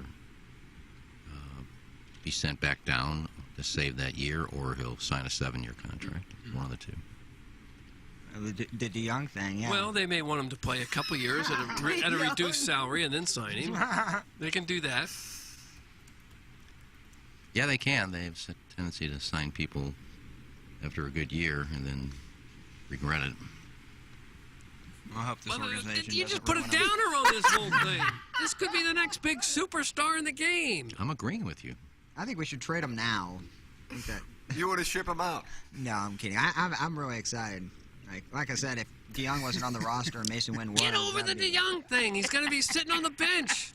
Yeah, you wish. That dude playing every day, bro. He won't be. Well, we had Carpenter, too, a good couple of months, and let's sign him. Plowhawk, if you're interested and you have won bets on these Cardinal bets from me, I will bet you that DeYoung will not be in the starting lineup when the Cardinals take on their arch rival, the Blue Jays, to open up the season. I have to say, I think I'm with you with the Donovan thing. I think I'm with you. Or Gorman. One of them's going to be at second. Oh, and no, Edmonds is short. DeYoung going to get it over Gorman. I think DeYoung got that won't. pedigree. What? He won't. When Gorman with 12, DeYoung hit 25 home runs one time. Oh, he hit 30. That's what you kind of got to look at. Now, would DH count as the opening lineup? Absolutely, 100%. I'm not giving 10-1 odds again. Smart. I'll bet you 20 that he's in the lineup on opening day. All right, good. Really? We got 20. I like this. Is Cletus aware of this bet? Might as well He's just burn He's 20 in bed bucks. with the Florida Flower somewhere. Well, I can Some afford of those videos, Tim, were I can afford eye-opening. 20. I can afford 20 myself. Doug, have you seen some of the videos of Cletus in bed with gentlemen? I saw Andy Hansen. I saw Andy Hanselman jump on top of him. They were jackhammer. They were jackhammer. I would have thought Cletus would be a top, but Oh, no way. Well, whose Giving place it is that DeYoung guy going to is, take? he's a 100%. Whose spot is DeYoung going to no, take wait a minute. to Did be you in the say starting lineup? Did you say Walker or DeYoung in the opening day He said lineup? DeYoung. I'll take that back. I thought you said Walker. I told you bet's You gone. mistake that. No, I Bet thought is gone. we were talking for Iggy Walker. to I do thought you that. said Walker. I'm sorry. No, I don't think it'll be in the opening lineup. So I do not have a bet out there anymore? No, I thought you said Walker. All right. You just opened it up for Harrison's brother Master. Why? I just changed it. There was no signed document. I thought you said Walker. I wasn't paying attention. We were all talking about DeYoung, and then I heard that comment, and I thought you meant Walker. So If DeYoung gets one plate appearance in the first week of the season, it is a disappointing Well, start it's to not the that season. bad. We'll just get You need a prepared for backup that. middle infielder, right? In case something happens Yeah, to Mason somebody. Wynn. Well, you don't want Potential a confidence. 20-year-old guy sitting on the bench most of the time. Doesn't make sense to have a guy that age sitting most of the games. At least get him reps. You have to get him reps. Oh, yeah, the rep. And I suspect if... Get him rep till he's 26. If Edmund were to Make have sure he throws out an arm, too. If Edmund were to have an injury where he's going to miss a couple months, then you might see Wynn come up as a starting shortstop. Oh, no, then you pencil DeYoung right in there. I don't know. Never miss a beat, man. Well, don't you know in the offseason he shortened his leg kick? Yeah, I heard that. Yeah, that's great. Flaherty's already hurt. He's This pitching is a today. fun season. He's pitching today. Yeah, but he was supposed to pitch He's Saturday. the starter today. Yeah, he's supposed to pitch Saturday. But you're going to be cautious in the spring. Why push it now? We'll push him back. He'll Put start the Michelin Tuesday. Man on the bump. Oh, He was supposed to I'm gonna start bubble. Saturday, push back. Supposed to start Sunday, push back. Supposed to start today, push it back to tomorrow, and then he'll be on the DL. And they can't choose if it's a cramp, if it's stomach pains. They can't even make up a good... They're not making anything up. Boy. Well, I'm excited about this rotation. Baseball season. Oh, God. Doug, I mean, it's just Well, we bomb after bomb after bomb. Hot takes. Doug even unplugged his headphones. That was... It could be that if Walker continues this, we may see a trade to try to get another arm, I would think. You might trade O'Neill, Carlson, heaven forbid Nootbaar, to try to get another arm. No, There he's is not a lot of... touchable. Because you're starting to get too many players out there for just a few positions. I think I'm with you on that. There's a lot of outfield depth. But the odd man out will probably play DH, right? O'Neill or Carlson. Maybe, because you In need a what spot for world is Donovan. Carlson a DH? He hit like 210. I mean, I get it if you want to put him in center because you can put defensive numbers like nerds do. I mean, you can always make any player look good in a certain situation. Well, O'Neill would DH. I'm fine with that. Or Donovan. Norman. Yeah, O'Neill 5 years ago hit bombs. I'd be really surprised if DeYoung is DH. If DH is out of the gate, DH, I would be very confused. Yeah. Let's just say they're both healthy. There's no issues starting the season. Well, that's not going to happen. What? No. Who's your starting opening day pitcher? Wainwright or Flaherty? Michaelis. Yeah. Or neither. Okay. Yeah. Michaelis is the best they have right now. I kind of like this topic.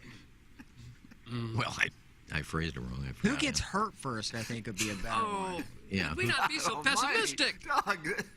Someone will. A couple of guys will. It happens to every team every year. There will be a couple pitchers get hurt. They always do. And we're going to act like we're surprised by it. Oh, my God. We won't be surprised. You just have to deal with it.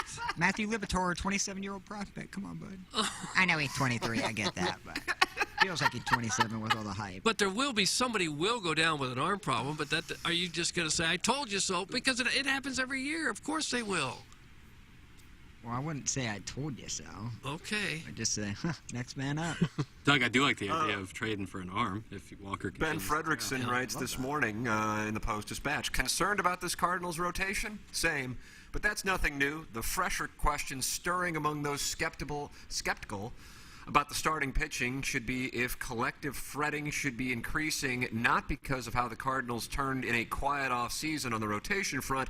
We've covered that plenty. But because of what has or has not transpired since the moving trucks unloaded at Roger Dean Stadium. Put it this way, it would be really nice if some reasons to not up the anxiety level showed up soon, preferably today. Entering Game 8 of Grapefruit League action, the Cardinals had sent just 2 members of their expected rotation to the mound for a real exhibition test, and one of those 2, Adam Wainwright, has encountered early turbulence. Then Jordan Montgomery made his 2023 debut yesterday, and the Mets lineup handed him 4 earned runs on 5 hits in 3 innings pitched. This came after Jack Flaherty, who initially was also scheduled to pitch Sunday against these Mets, was pushed back to Monday against the Astros to add some distance between him and some sort of bug. Ollie Marmol said he was just kind of sick, wanted to make sure his hydration levels are back to normal before throwing him out there, strictly that. And Steven Matz, who will now follow Flaherty on Monday, will also be making his first appearance. Like Flaherty, Matz is returning from an injury-shortened 2022 season, and like Flaherty, Matz has also been working on the backfields instead of the main stage. So there is an update on the rotation. It's not going to go over well with Plowsy that Flaherty had some kind of bug. Love You're that. not going to like that, are you? All I know is the guy who drives that, I mean, just have the medical staff on standby the next couple days. We got some pitchers that are going to go down, Doug. You just have a feeling this rotation is going to be limping into the wild card game. Yeah. Well, Woodford's looked pretty good. Who? Woodford. Oh, I don't know who that is. What about Packy Nottingham? Packy Naughton. He's not. No. Is he not on the Patty O'Houlihan? It's not O'Houlihan. Yeah, they could use another starter, that's for sure. And maybe they'll have a player or two to deal to get one. Between Ken's hot takes and his recommendation that listeners take the shuttle from Maggie O'Brien's 60 feet to the soccer stadium to watch the Battlehawks, he's having a huge show. We may be a week away from Jackson having to change pawpaw during the breaks. That's from Arbor Day. It's going to require a pay bump. I'm going to have to change a coworker. Yeah, you'd need more money for that. You really would. I can't afford diapers, so it's going in my pants. Oh, that is hot, and that is hot.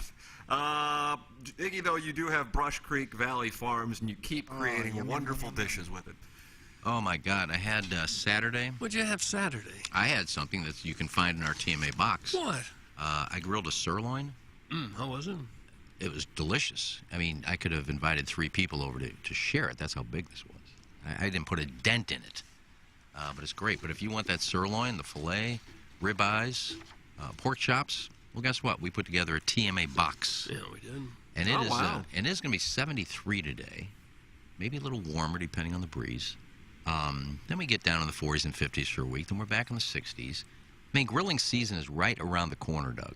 You can grill now. You can, but we're getting to the point where it's grilling season every day, not 3 days out of the week. Every day. You don't have to worry about it being chilly. Brush Creek Valley Farms has teamed up with us to create the TMA box for our listeners to purchase for this grilling season. TMA box contains pasture-raised ribeyes, sirloins, fillets, and pork chops. Each cut is as thick as the day is long. I told you that sirloin. You get 2 of them, but it's enough for 8 people. Now, if you're a butcher, is that an exact measurement, as thick as the day is long? That's correct. Yes, only in the winter. The days are a little longer, but okay. No. But you get 2 ribeyes, 2 sirloins, 2 fillets. What else? And 4 pork chops. Oh. That's if you go and order the TMA box. It's not every item they sell doesn't contain any added hormones or antibiotics. That's if you go to the store and buy it. You don't know what's in that meat you're buying. No, you sure don't. Here you do. You just go to brushcreekvalley.com and search TMA at the top of the homepage. You'll be directed straight to the TMA box. Automatically receive the 10%. You don't need any codes. Just click on the TMA box. Boom, 10% off without doing anything. But if you prefer to build your own box, you can. Just be sure to enter TMA10 at checkout for 10% off your order. And the box is great, too. You can just order whatever meat you want. I want to put 6 ribeyes in there. I want to put 5 sirloins. I want to put some brats in there. Just build your own box. And I got fillets in my fridge, by the way, for tomorrow. Super excited. Have you? I cooked 4 the other night. Because in the pack I had, there were 4 fillets in there. So I gave 2 Doug, 2 of them. I ate them for lunch here. With a little lobster tail on top. It was tremendous. So support a local family farm and go to brushcreekvalley.com to order your TMA meat box or build your own box and have a great tasting beef and pork delivered straight to your door. Last time I ordered it took like a day. How long did it take you? About a day. Okay. I ordered it and the girl brought it to my knock. Hi, Iggy, here's your meat. Right to the door. She knew your name? Yeah, well, that's so funny. I'm big with Brush Creek. Oh. Now, if you order, I'm not saying that the girl's going to come to your door and say, hi, Bill. I mean, Bill. Yeah. But she'll be nice. Hey, Bill, here's your meat. So do that. I know everybody grills. Everybody goes on the page and, brags about how much they paid for their grill. Well, that's fine, but don't put just... What'd you pay for your grill? Mine was free from the Munganess boys. That was free also. The Munganess boys gave me that. And still, I used it this week and it was perfect. But if you're going to spend thousands on a grill, why are you going to put inferior meat on there? brushcreekvalley.com. High-quality meats for a low-brow audience, but an audience that loves to grill. I've had some people that have got it and said, Iggy, tremendous beef, glad we got it. So do what everybody else is doing. Go to Brush Creek Valley. Yeah, it's good. It's very good. I can attest to that. Brush Creek Valley Farms, wonderful sponsor here on the program. Michelob Ultra, wash it down with the sponsor of the J. Randolph Jr. Fan Page Club Championship and the Dotem. It is Michelob Ultra, the sponsor of our studios here on the Ryan Kelly Morning After. And you can enjoy 2.6 grams of carbohydrates, 95 calories with Michelob Ultra, the sponsor of our studios here on TMA. And what about that Andrea's barbecue sauce? Bro. My goodness. It's so good. You can get it at Andreas.com. You can also get it at Schnucks and at Deerberg's. And, of course, enjoy the Andrea's steak sauce and Andrea's restaurant. Max has whipped up a delicious barbecue sauce. Plowhawk, I heard you getting all worked up right as I said it, brother. Dude, I use it almost for anything and everything. It's my all-purpose sauce. I can't get enough of it. Had chicken. I agree with you. It's insane. The texture, the consistency, everything is so perfect. I freaking love it. I can't get enough of it. Right when you said it. It's just mouth-watering. My freaking fillets are just nestled and sitting in Andrea's right now as we speak. Oh, they're nestled in there. They're nestled. Oh, just saran wrap over, ready to go for tomorrow, Doug. I mean, that sauce is fire. And the steak and the barbecue. And yesterday, I thawed out some Brush Creek Valley just hamburger meat. And I made 2 burgers last night with the Andrews barbecue sauce. Oh, my the God. Barbecue bacon burgers, man. I'm telling you, it's so damn good. And I needed to ask Max if they ship out of town because when my friend Rita was in from Nebraska. Rita Ray rocks? Yes, she was in town for the Bush concert. Huge barbecue fan. And she works at a really upscale steakhouse in Omaha. And I gave her a bottle of the barbecue sauce to take home and try it at the restaurant. What'd she say about And she it? texted me and she said, can they ship this because my chef loves it? So I'll have to ask Max. They may have a restaurant in Omaha buying their stuff. Let's freaking go. Yeah, that stuff is so amazing. Oh, I bet they'd ship it. I think they do, but I just got to ask. Ship it. Especially if they It get is it so in a big good. It's steak. Andreas. Check it out. You can get it at Andreas.com, by the way, and support the sponsors, but you will be doing yourself a favor with that. It is absolutely incredible. Mr. Licks, is he on the line, Jackson, or is this just, is he saying he's calling in? He's not on the line. That's a faux show. Okay. He has not called in. He feels passionately. He has sent this in multiple times about, I guess there's a fan page war going on. Hey, fan pinners who think it's funny to go onto the City SC fan page and try to make the dogs thing happen. You're not as funny as you think you are. You're just annoying other people. It's not funny to post "Let's go dogs" on every post. This is like when Barstool fans go and attack some other fan base for no reason. I am all for the dogs, but you are not being funny at all by pestering other fans about it. That's from Mr. Licks, and then he goes on to say Terrell Hatton is a petulant 5-year-old. So there you go. Really? I had to go on Twitter and hold somebody accountable. St. Louisans or St. Louisans or whatever was complaining about the St. Louis fan base, and they weren't rowdy enough. And I didn't get. Really? God, I would have thought that people would have been thrilled with that atmosphere on Saturday. Yeah. Someone didn't like it? Someone didn't like the atmosphere at the stadium. Oh, yeah. Well, what more could they have done? Find it here. Here it is. It's from the St. Louisans page, as I think 15,000 followers, 16,000. We got to be better than this, St. Louis. I know this is one segment of the supporting section, but if our members were involved, knock it off. Be clever, not this. I don't know what they're talking about. It's just fans kind of being rowdy. Maybe the dogs. I think they're giving back to Charlotte a little bit, the players, but this is why people don't want to get into soccer, because soccer guy has to be like the preacher of what's right, what's wrong, what can be said, how loud you need to be, when you can sit down. I mean, I absolutely love watching Saturday, but if I'm at the game and have one of these Joe Schmo losers talk about I need to, vocal inflection and it's like I'm good. In that video, fans are screaming "F you, Charlotte." And that's funny, man. That's no good. No, you shouldn't do that. I watched the Mizzou game, no lie. FKU was the loudest I have ever heard in my life over national television. It's still crass. I know, but I'm just saying every fan base does it. Let's not act like we're better than anybody else. Yeah, we need to get rowdy. If they do, you shouldn't. Have a little bit of class. You don't have to say the F word at a stadium for kids and everything. You don't need to do that. I don't know how you look the kids in the eye, but I think it is fun to get rowdy and create a rivalry of some kind. That part's fun, but do you have to drop F-bombs to do that? That's how you start a rivalry, Dad. I don't know. They've had rivalries long before that kind of thing was accepted. I'm fine with getting rowdy and, talking trash. It's just a part of the sport. But you shouldn't have to be vulgar about it. So, Jackson, that post from the St. Louisans is about saying F Charlotte? That's what you're saying? Yeah, I listened to the video and they're screaming "F you, Charlotte." And got it. One part of the supporter section, yeah. Okay. I guess I don't know. For me, I guess I don't have kids, so I understand. I understand. It's not just about kids. It's just about having just basic manners. I mean, you can yell and scream, but you don't have to be vulgar. People have been celebrating and getting rowdy since like 10 a.m. that day. I mean, I'm sure at that point in time, that supporter section was feeling it. Well, Doug, you and I are old.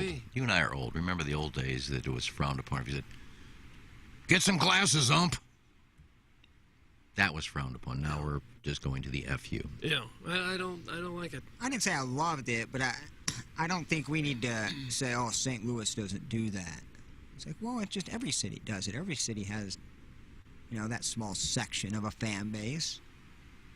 I don't know. Every I think you should be able to get fans for soccer sure. is. I think that's a. I mean, in Europe they're shooting flares everywhere. I think Charlotte. I think it's funny. In Europe, it's much more like they say some really nasty things to people. But that doesn't make it right. I'm not. I'm just providing context. I'm just providing a little bit of context. And to be fair, in that video, only a few fans were doing it. It wasn't like a whole section was screaming it.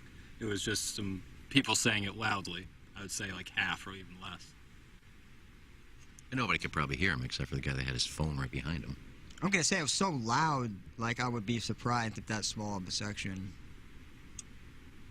created that much noise. Here are what some of the players had to say about the atmosphere on Saturday night at City Park. It was so special, and you can see after the game when we won, that everybody was so happy and waited for this moment for such a long time. And it's not only St. Louis City, the club, it's really the whole city behind us, and that's what makes it very special. It didn't feel like 22,000, it felt like 50. So, I just want to thank all the supporters for coming out and showing really energy and love to us. Something that is very important, especially in the sport. It's an amazing stadium here. The atmosphere is amazing. The whole stadium, not just one part of the stadium, is completely electric. I was surprised about that. Community with soccer at its heart, and that doesn't happen everywhere. It's one of the things I've said to the ownership group is, we built a fan following and a supporter culture in many cities in this country that had to learn about the game. And in this city, we delivered the game, the next generation of what MLS is and what it can be.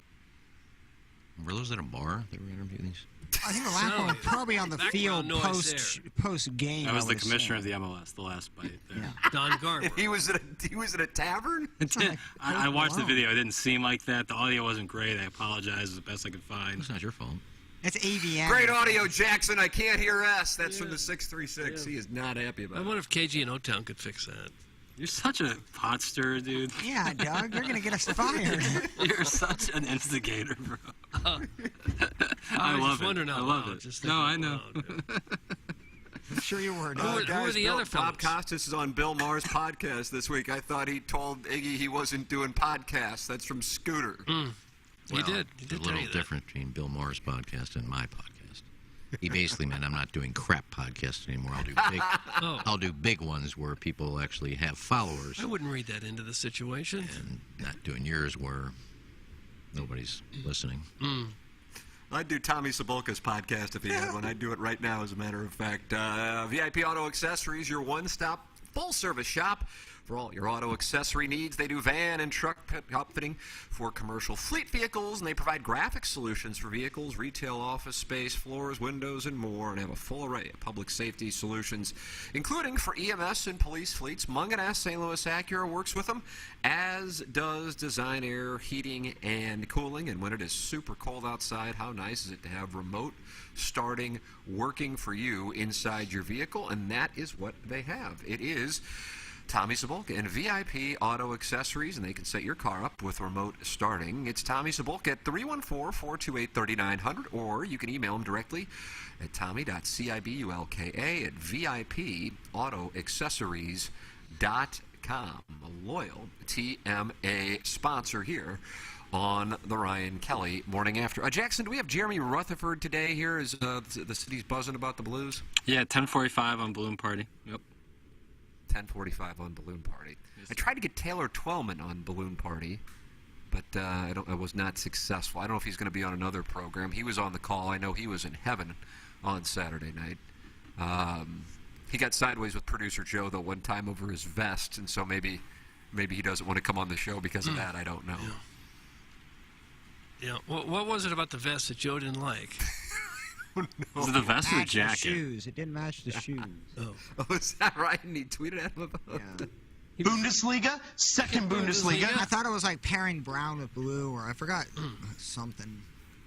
Color. Joe let him have it. Let him have it. I guess a word you can use. He was not happy at all with the vest. Let's see. Guys, I ran into Don Garber and Carolyn Kendall at Sappington Lounge. Me and Garber talked footy while having a dart and playing the slot machine. Carolyn was singing karaoke. That's from Fuelsy. I don't know if I believe that. Sappington Lounge, it's there at Gravois and Sappington, I think. It's really old school type place. Right next to the stadium. It's not next to the stadium at all, no. But that's where Fuelsy ran into him? Well, if that's you where said that so. audio was recorded from? I don't think any of this is true. Yeah. I went down there, got myself. We don't have a reporter to do that, do we? Go ahead, Doug. We don't have a reporter to go and cover these games? TMA needs their own reporter. Yeah, we do need our own reporter. Be a man on the street, I don't care. You would do that? Hell yeah. I bet you could get a credential and go. Yep. You don't seem that excited. I mean, I'd do it for sure. Guys, Iggy has had remarks about audio quality at least twice today. Meanwhile, he has interviewed Las Vegas hookers through a Dixie Cup phone string mic and then sent it back to the station. Well, as if he's proud of it. That's from Herb's Hog. That part's true. Yeah. I don't know if he was proud of any of it, but he needed content. Well, if you heard the interviews I conducted, it wasn't a string. It was a Tascam, which sounded fine. Now, what I can't have nothing to do with the, music blaring from the background from the Tushy booth, from the Brazzers and the Tushy booth.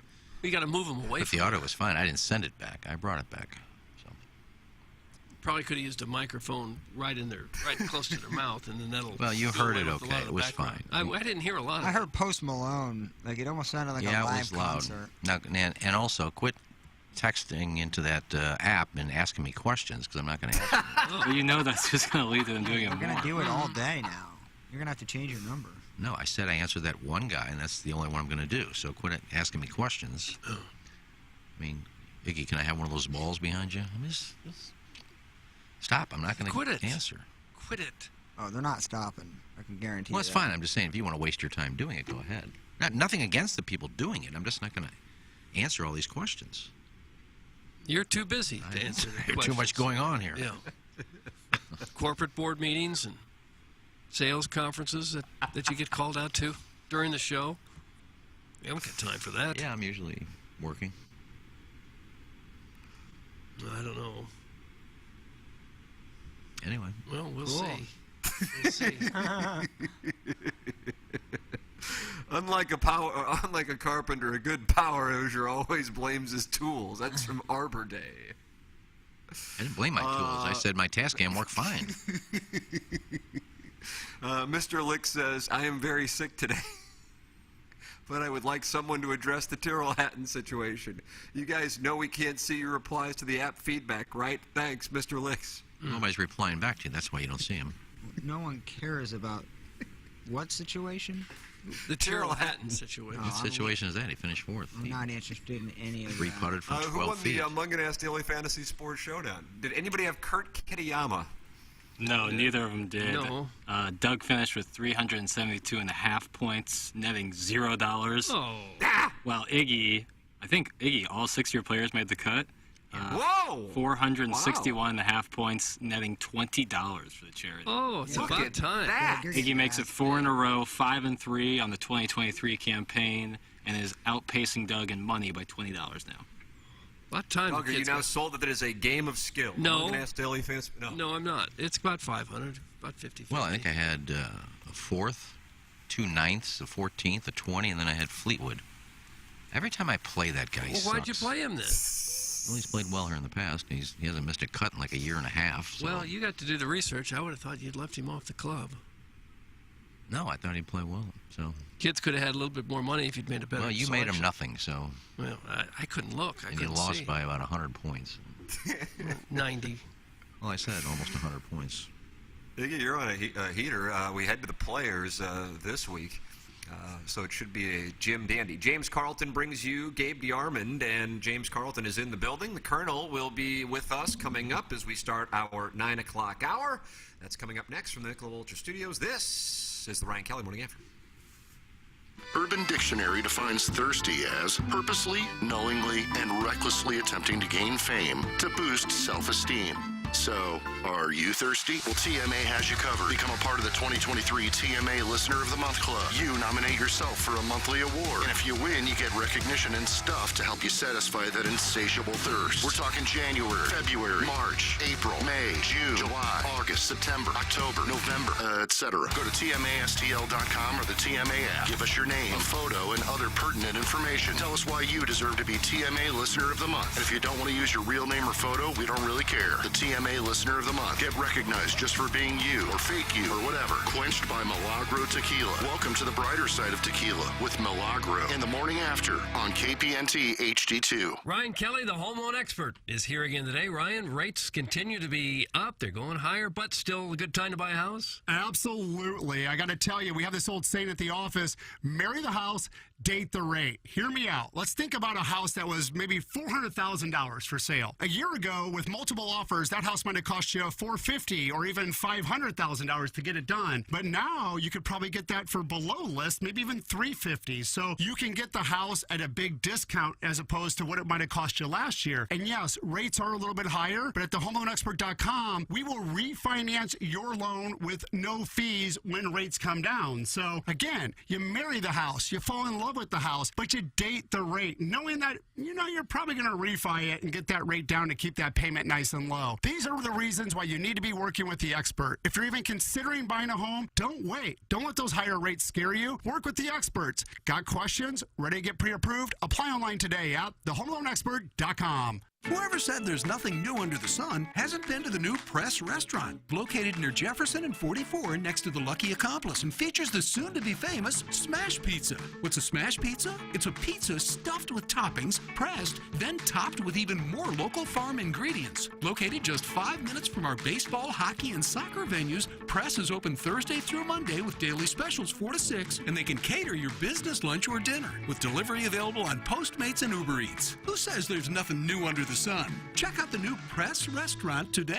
Hey, you want to see Kevin James September 27th at Stiefel Theater? Just go to the TMA app or get it and sign in if you don't have it. And you can win tickets to Kevin James, the Irregardless Tour, September 27th at Stiefel Theater. By the way, quick announcement to the lactose intolerant community. If I offer you ice cream and you can't have any, just say no thank you.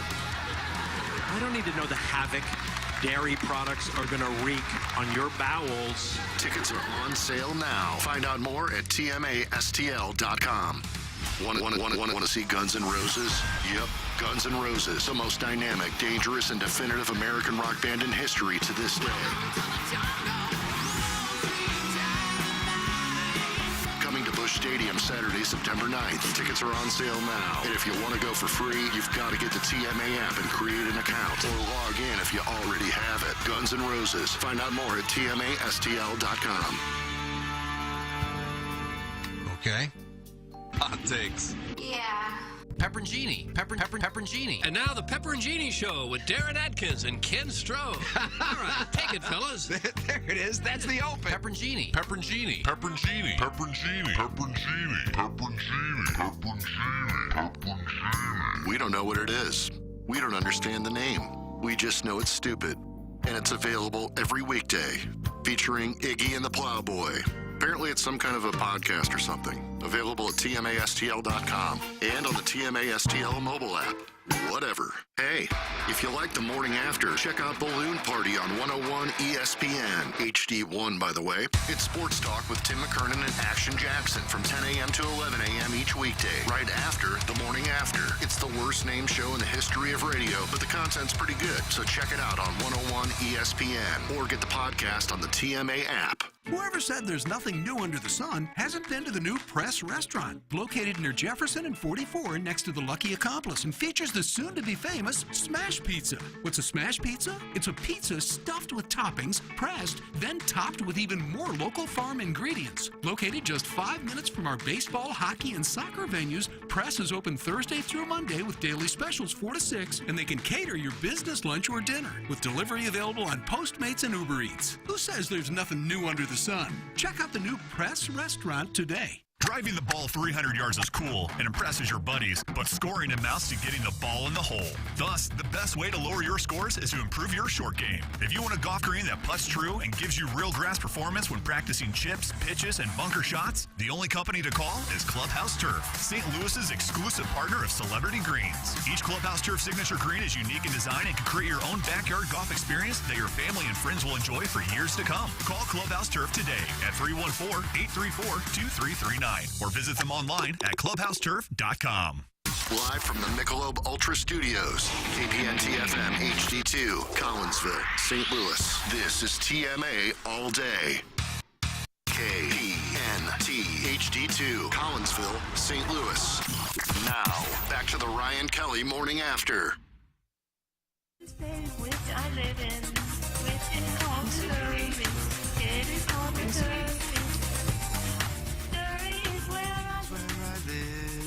Ox is on.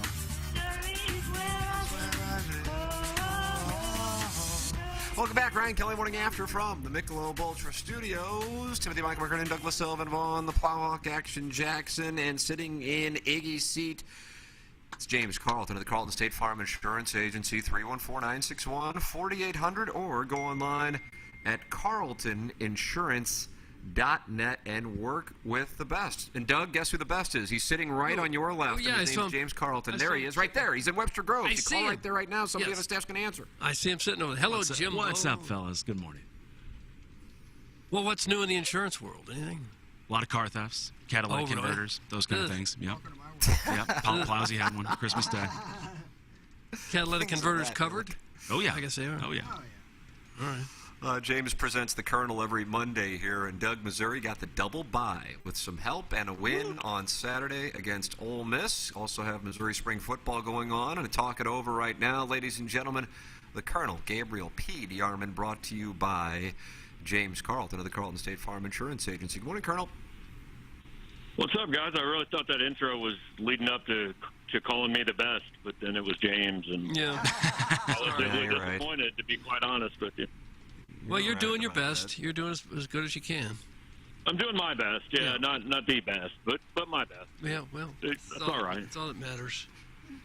Hey, Colonel, I was reading your 10 thoughts, which you can read on powermizzou.com. It's something I look forward to reading every Monday. And, the Ole Miss game, they got the job done. Certainly not a glorious performance, but they were able to, Doug, what do you call it, stave off? Yeah. Hotty-totty, good God almighty, and get that double bye so they won't play until Friday afternoon.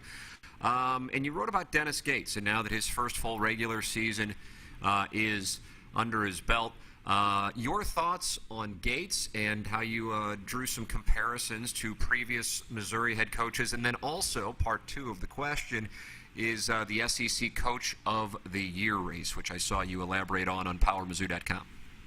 Yeah, I think that should be announced later today. I'm not positive if it's today, but it'll be this week. But I think it's Gates or Buzz Williams. Just pure basketball-wise, I would vote for Nate Oates, but part of coaching goes beyond the basketball and goes to things like maybe, one of your players shouldn't be involved in a capital murder and two others shouldn't be at the scene, and maybe you could handle that a little bit better. Like, I do think that's part of coaching. I wouldn't penalize Brandon Miller at Alabama. He's still the player of the year, but I'd penalize Oates. Gates was picked 11th, finished third. A&M is weird because they were picked 5th or 6th. They were supposed to be pretty good, and then they were just awful in the non-conference and turned it around and obviously have gotten pretty good. But I find it hard to think of anything Dennis Gates could have done better in year one. I mean, I thought the ceiling for this team was 19, 20 wins. If they were the right 19 or 20, maybe you're on the right side of the bubble and like playing in Dayton or, an 11 seed or something like that. They've blown all that out of the water. He has certainly helped bring fans back and reinvigorate this program, to the point that there's some thought out there that Missouri should maybe, go back and look at his contract after this season. I don't really tend to believe that. I mean, they just gave him a 500% raise from what he was making at Cleveland State. I think they've shown him they're fairly committed to him.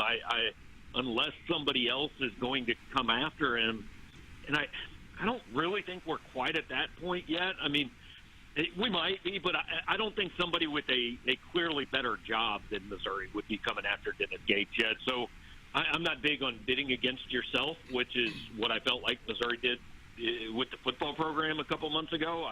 I wouldn't go do it yet with the basketball program because, look, the wet blanket part of this is 2 of the last 3 guys Missouri's hired had really good year one, and then it fell off after that. So, you want to be a little bit careful and say, hey, this is awesome. There's a lot of reasons to think that it's going the right direction, but we probably need to see one more year before we start building the statue. Did you just say Eli Drinkwitz is overpaid? Eli Drinkwitz says Eli Drinkwitz is overpaid. Oh, really? He said that when he was making $4 million. Yeah. Now that it's 6, who knows? Yeah. I mean, they're all overpaid to some degree. Well, I suppose. So if Mizzou has a good tournament now, a good SEC tournament, can they improve their seeding a lot in the NCAA tournament, or do you think they're pretty much locked in where they're going to be? No, I think they could bounce up a line or two because they're going to play Tennessee Friday night. That would be a quad 1 win. They will, in all likelihood, play Alabama Saturday if they get there. That would be a quad 1 win. And then if they were to get to Sunday, they would play probably A&M or Kentucky, and that would be a quad 1 win. I don't think they can hurt themselves. Getting to Friday, getting that double bye was important because you avoid playing a really bad team on Thursday. A lot of fans look at it and say, well, it'd be nice to play Thursday and get that extra win. But beating South Carolina or Ole Miss does nothing for you. The committee is not going to look and say, oh, hey, they won 24 instead of 23. But that last one over South Carolina really pushed them up. I mean, it just doesn't matter. But now they have some opportunities. But the committee also doesn't tend to put a ton of stock in conference tournaments. I mean, if Missouri were to go out and win the thing or even get to Sunday with 2 good wins, I think it might bump them up a line. I think the ceiling is, if you go win it, maybe a 5 seed. Gabe, good morning. It's James. I think the stat that you cited, and many people have cited, that really jumps off the page is 8-0 in games decided by 5 points or less. I mean, I don't know where that ranks in the country. I have to imagine near the top. You have guys like you saw Golston. Just the harder the shot, the more likely it is for him to make it. The more open it is, the more likely he's going to miss it. And then East had big contributions. And how about Noah Carter really coming out on Saturday? So I mean, there are some players that are upperclassmen that are not afraid to take the big shot.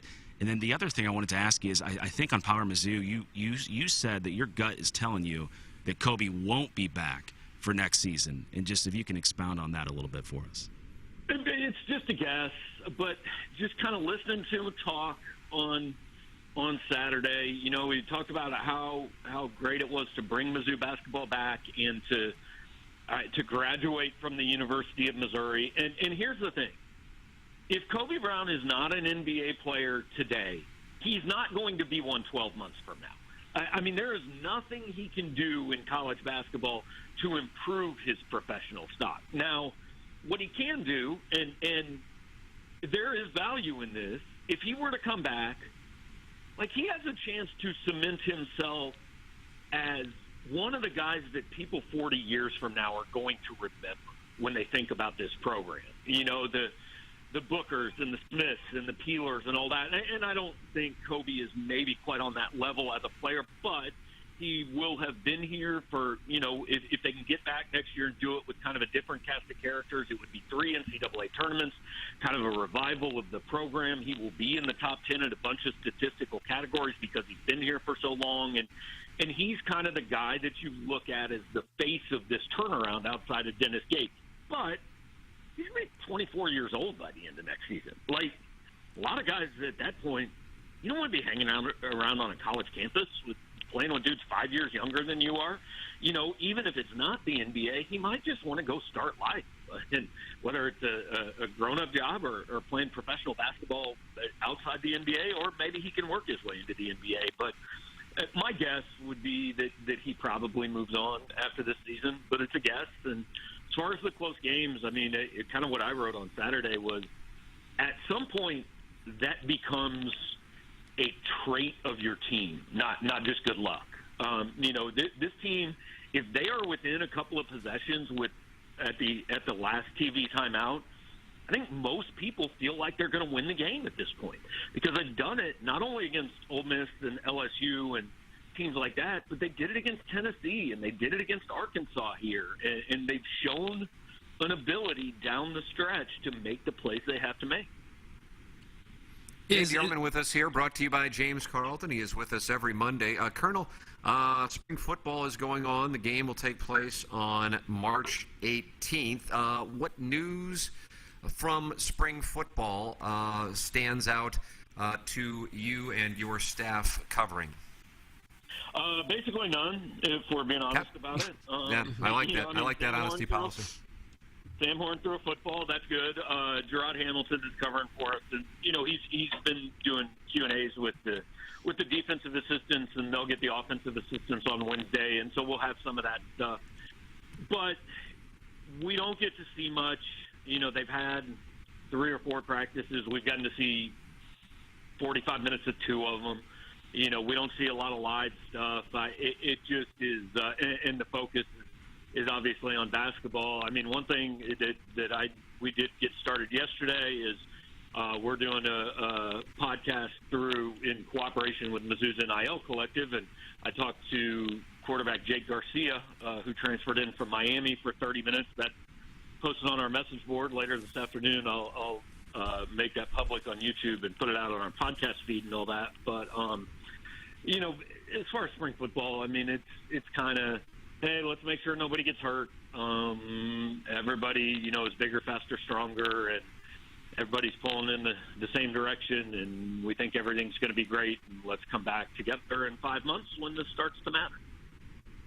You don't seem real excited about spring football. No, what I'm excited about is that Missouri is playing meaningful March basketball, which means I don't need to pretend to be excited. Oh, gotcha. Boy, this Colonel, that's why I'm a Colonel Lemming. He's just being direct. That's why he's the best. It's not a fun thing for me.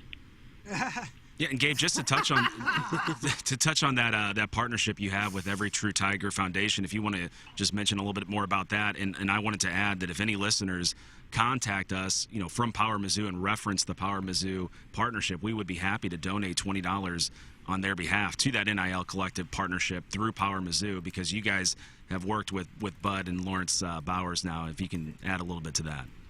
Yeah, so, you know, we could take 5 shows explaining NIL and collectives and talking about that, but hopefully people who know what it is, basically, I've talked to the guys in charge over there at the Mizzou Collective, and they've kind of started a specific little arm of the collective just for Power Mizzou members who want to contribute to NIL. We've made it easy. We've set up a specific site. It's linked off our message board because we do want it to be, you know, just our subscribers contributing to it. I think in the first 3 days that got close to $50,000 pledged over the next year, and we've got some things set up where if our subscribers donate to it, they'll get some private events and maybe even access to a practice down the road and things like that. And What we get out of it is that Lawrence and Bud are kind of supplying a different Missouri athlete every week for me to do a show with on our YouTube channel and put out on our podcast feed. And, I mean, these are like nobody's talked to Jake Garcia at Missouri, and I'm not sure anybody will talk to Jake Garcia at Missouri. You know, access is pretty restricted these days, so you got to kind of find ways around it. And we'll do some other sports. I know Keegan O'Toole, a Missouri wrestler that has a shot at a national title. We'll probably talk to him at some point. We'll get some basketball players after the season's over. But basically guys that the collective is working with and getting some money. And in exchange, they got to talk to an old man for 30 minutes on YouTube. Oh, nice. Are there Nice some trade-off. Mizzou The Colonel athletes? with us every Monday, brought to you by... Go ahead, Doug. I'm sorry, I was going to ask, are there some Mizzou athletes right now, basketball or football, that are raking in pretty good money with NIL? Yeah, I mean, I don't know the numbers specifically because nobody really does. You hear some rumors, but yeah, I mean, there's some players making some pretty decent money. You know, I think it's pretty well known that Luther Burden has a number of deals. Sam Horn has some things. You know, I would imagine that if Missouri manages to convince Kobe Brown to come back next year, that NIL will not be a small part of that. You know, so yeah, there's some players making, you know, certainly more than McKernan and I made at KOMU. No, brother. Yeah, that's startling subject. considering the numbers Gabe and I were bringing down at KOMU doing weekend sports. I mean, it was Mine started with a zero and ended with a zero. I don't know what. Yeah, but the exposure we got. I mean, it sent you to South Dakota and me to Arkansas. I mean, that shows that what exposure is worth. Yeah, absolutely. I mean, you know, you're out there every week trying to compete with the big old fish, and it's you know, it is something that can easily lead to big national dreams down the road, as you and I have proven. Absolutely. We are truly living proof. Colonel, always enjoyed the conversation. We enjoy the honesty that you provide, brought to you by James Carlton every Monday here on the program. Fun couple of weeks coming up, as Gabe details here on PowerMizzou.com with the conference tournaments. This week, Missouri playing on Friday, likely against Tennessee, and whoever wins that, likely against Alabama on Saturday, and then back into the NCAA tournament with Selection Sunday on Sunday, followed by the first game later the week. Colonel, appreciate the time as always, sir. Thank you so much. Thank you all. We'll talk to you. All right, thanks, There he is. Gabe. That's Gabe Yarman, brought to you by James Carlton of the Carlton State Farm Insurance Agency. James, anything else you would like to tell our audience? No, but did you guys see it was Mike Kelly's 1,000th game he called this week? did, yeah. Yeah, I saw that against LSU. I didn't realize his first broadcasting partner was Joe Buck. Yeah. Oh, really? Yeah, how about that? In the early 90s, that was his first broadcasting partner. So how about that? Yeah, that was pretty cool. No, other than that, I mean, your audience is just, it continues to be fantastic and respond, and we're incredibly grateful for it and your guys' partnership. And I think, is Selection Sunday your birthday, Plowsy? It sometimes is, but my birthday's on a Tuesday. It's the 12th. Okay. So on occasion, it has landed on there. But I love this time of year. Yeah, no, Conference tournament action starts Tuesday, right? For most big conferences, I think. Wednesday for the SEC. I'm not sure about Big Ten. Tuesday, Okay, gotcha. Yeah, it's fun. Yeah, no, looking forward to it. But thank you, gentlemen. We appreciate it as always. Well, thanks for coming in. All right, see you guys. All right. There he is, the great James Carlton of the Carlton State Farm Insurance Agency in Webster Groves. 314-961-4800. Go online at carltoninsurance.net. If your insurance costs a leg at arm, call James Carlton State Farm. Go to tmastl.com to sign up to be TMA Listener of the Month for the month of March with Milagro Tequila. Welcome to a brighter side of tequila with Milagro. So far, Beer Cats shipped it in January. Natty Nate in the month of February. Who will get it in the month of March?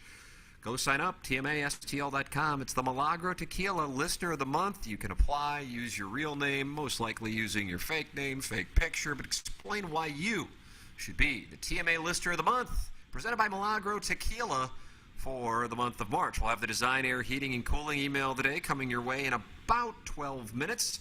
The morning after at InsideSTL.com is where you can send those. The morning after at InsideSTL.com. Currently, Kevin Miller maybe showing it's going to be a month of upsets. He is the leader. Hey, Barry has one win so far. LowTUSA.com is where you can go to check out Mentality. Go to lowteusa.com. Low energy, low motivation, weight gain, muscle loss, fatigue, tired all the time, feeling anxious, moody. Those are symptoms of low testosterone, and that's where Mentality can help. If you're dealing with belly fat, feeling bloated, and a lack of lean muscle and tone that used to be easy to get rid of or maintain, Mentality can help there. I went out to Mentality. Super easy process. In and out within 15-20 minutes. Friendly staff. And what they know is the normal range for testosterone is large. And if you've been to a doctor and they told you that you were normal without understanding the range or testing your free testosterone, it was not fully looked at. Come get checked out with Mentality. Testosterone therapy helps men regain normal function and restore their ability to perform normally at all levels. It's Mentality online at lowtusa.com. That is Mentality. One of Jackson's links this morning is wonderful news.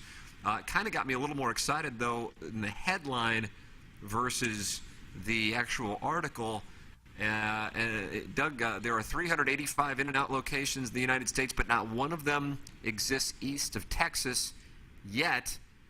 Soon the In-N-Out burger chain will be headed east, and our neighbors in Tennessee are going to get the first one built outside of Arizona, California, Colorado, Nevada, Oregon, Texas, or Utah. In-N-Out is going to be in Franklin, Tennessee, which is 25 miles south of Nashville and less than a 5-hour drive from St. Louis. So if you and the family would like to drive down to get In-N-Out Burger, you now can do that. That's why I sent the article. I'd have to stop to eat something before we got there. I sent the article because I read that too. I was like, oh, incredible. Where's it going to be? Kansas City or something? Yeah, I'm like, where is this thing going to be? And they said, you can, if someone said, I think the article says 4.5 hours is nothing to get some animal-style fries. I was like, what are you talking about? There is no... I think I would go to get the In-N-Out Burger, and I might stop by Shake Shack to get the crinkle cuts. I think that's what I would do. The fries are the warmest garbage in town. That's so bad. But... Except the town is Franklin, Tennessee. Well, the good thing is that a lot of people from here go to Nashville. Not a lot of people go to Vegas. Not a lot of people go to Miami. But if you're going to Nashville, at least now you got a place where you can get in and out. Yeah. I'll tell you what, Cookout in Nashville, I highly suggest if you're ever out in that Tennessee area. What is that? Cookout is fire. Burgers and stuff. Burgers and stuff? Okay. Like it's like Compare the burgers to a place in St. Louis so you can be relatable even though you went to Ladue. I mean, it's just like Shake Shack would be the closest thing. It's not as good as Shake Shack in my opinion, but it's like, an upscale fast food burger, and they have a bunch of different stuff. I'm sure there's plenty of listeners who have been to Cookout, and they will agree with me. You know what I did this weekend? And because I made burgers, I made some Brush Creek burgers and used the Andrea's barbecue sauce. But normally I make them really thick, and this is the first time I've ever done this. I actually did smash burgers. I never smashed them down thin. Did you? I'd never done a smash burger before, and I just took a fork and smashed those things, and the edges got nice and crispy. I might start doing that all the time. Now, why does that make them taste any better? Well, they're thinner. You can put more stuff on there, and you can get your mouth around the bun. If you make a big fat burger and then you put onions and tomatoes, you can't even get your mouth over that thing. So this way you smash them down, and it takes live audio. Takes. That's what it sounds like trying to get your mouth. So no. this Listen way, to these guttural moans. Theater of the mind. And it doesn't take as long to cook it either. Okay, so you're happy with your little experiment about smashing a burger patty. First time I've ever done a smash burger, and I enjoyed it. All right. Nice. Heck of a little story. Well, it wasn't a big story. It was just I'd never tried one before. And Well, I tried them, obviously, with Steak and Shake and things. But same meat and everything. All that's involved is you just smashed it so it's a little bit thinner. Yeah. Okay. Pretty much it. It doesn't sound like you're changing the equation that much. No, but when I make a big burger, I don't put lettuce, tomato, onions on there because I can't get it in my mouth. This way, I could. And I can get all my fixins on there and still be able to put it in my mouth. God, okay. I never said fixins before. How do you feel about it now that it's come out? Now I feel like a Hoosier. Yeah, that's a bad word. And all the fixins. Thousands and fixins. I'd never used that word. Kenny Powers. God, what about accoutrements? I don't care for that. That's overdoing it. You're trying too hard if you're saying accoutrements. Well, it was good regardless. Dear Deidre, talking with my fiance about our sexual fantasies has always been exciting and made me feel like we are deeply connected. I love the idea of having sex with him in front of other men, and he loves the idea of having a threesome. Didn't But happen when we neither broke of up. us have ever wanted to take it a step further and make our fantasies a reality. We enjoy the balance of exploring something illicit without risking our relationship. I am a 32-year-old female, and my fiancé is 37. We have been engaged for 5 years. Jesus. But I have known him since I was 16. He's the older brother of one of my best friends. Here we go. But recently I've discovered his fantasy, which often involves another man, is probably no more than a cover for his true sexuality. Last week, he fell asleep on the sofa and left the screen open on his phone, and I saw he was logged into a gay dating app. No. A closer look revealed plenty of messages to many men. That didn't happen. He has been swapping phone numbers, exchanging explicit photos, and even been talking about having sex with them. One devastating message detailed arrangements for a hookup at a guy's flat. No. He swore nothing happened when I confronted him the next morning, but he went missing for 3 hours that particular day. I tried numerous times to call him, but he wouldn't answer his phone and then lied about where he was. I've tried getting him to talk to me about whether he is confused about his sexuality, but he won't discuss it and says I'm being ridiculous. I am hurting so badly because of all the lies. I don't know what to do. I love him so much, but my heart is broken. Deidre, I just feel so empty. Well, good. Deidre's got an explanation. I would for the whole hope she situation. would. Get Yeah. that Tavistock. Even if your fiancé has only been chatting and exchanging photos, he is still cheating. Oh. There's a possibility he could be gay, but only he knows. He needs to start being honest. It's not acceptable to simply refuse to talk about it. You deserve a proper explanation of what is going on because your trust is being eroded by his lies and denials. You need to find out what he wants to do and in turn discuss how you feel. He may love you, but if he has strong gay feelings, they won't be wished away. Insist you get help together to see whether he can realistically promise to be faithful in the future. You can find support through Tavistock. There you go. Tavistock. How much does that cost? Doesn't mention, but there is a phone number and a website, Doug, TavistockRelationships.org. Yeah, and there's 25 numbers, 011445550. Yeah, look, how do you know he's lying, Deidre? And what guy goes to sleep with their gay porn still on their phone? He was tired. Someone who's not being diligent. Well, no guy's that stupid. He was bushed from all of the topping he had been doing. Yeah. Let the guy take a nap, bro. Oh, I think I'm gonna fall asleep with my phone open so my girlfriend can see it. My girlfriend for 30 years, and we've been engaged 5 years. Isn't it time to break it off? You're not getting married. Never know. Well, you know, the kids today, they like to maybe not commit if they don't have to. All right, we've known each other since we was 16. What was she, 32? Mm-hmm. So 16 years, so 11 years of dating and then 5 years of engagement. Get out of it. A long, long engagement. And all of it's fake anyway, but get out of it. Yeah, it is fake. Yeah, he's not That's the looking most at gay important websites. But now she might be pot committed at this point. Like, what's your other option? Yeah, we've been doing it for so long. I'm going to marry a gay guy.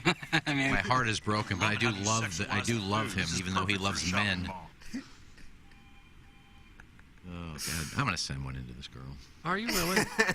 I mean, they seem to get read. Well, you would make it up, though, too, or it wouldn't be a real problem you're having. Well, just like all of these are made up, I can make one up. Well, I don't know if this is made up, but Jackson has sent over I guess this is a Gallup poll. This is a big news here. The UK may have a somewhat prudish reputation, but apparently we're opening our minds and our relationships. New research has revealed that 38% of us would be willing to experiment with non-monogamy, while almost a third of voters see themselves in a throuple at some point in the future. The survey by sexual wellness brand Love Honey.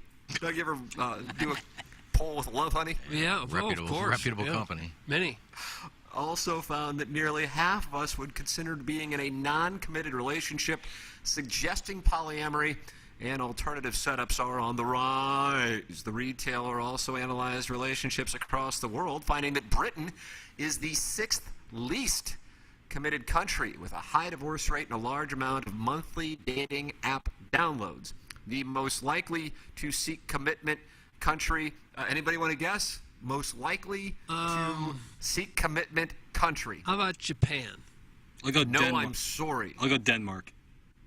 know I'm sort. Did you not read the article? I mean, I feel like you got inside word on that. Once I read Love Honey, it was signed, sealed, and delivered. How about something I'll like say the U.S. Something like Saudi Arabia or Iraq, where they might kill the lady if she wandered away? Turkey. No, that is not in there, although I don't know if Love Honey penetrates the Saudi market or not. Can we have initials of this country? H. H, Hungary. Yes! That was easy. It's actually Hungary. I'm going to say Haiti. Isn't it Hungary? No. Nobody's swapping in Haiti.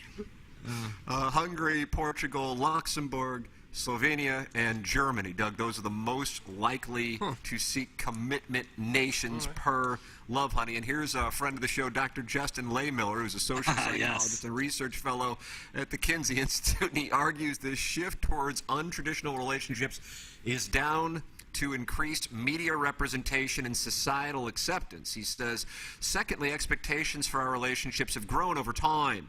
People today want a partner who will be both their best friend and a passionate lover, someone who can meet any and all needs that might arise now and forever. However, people seem to be increasingly recognizing that it's difficult, if not impossible, to have such high expectations for just one partner.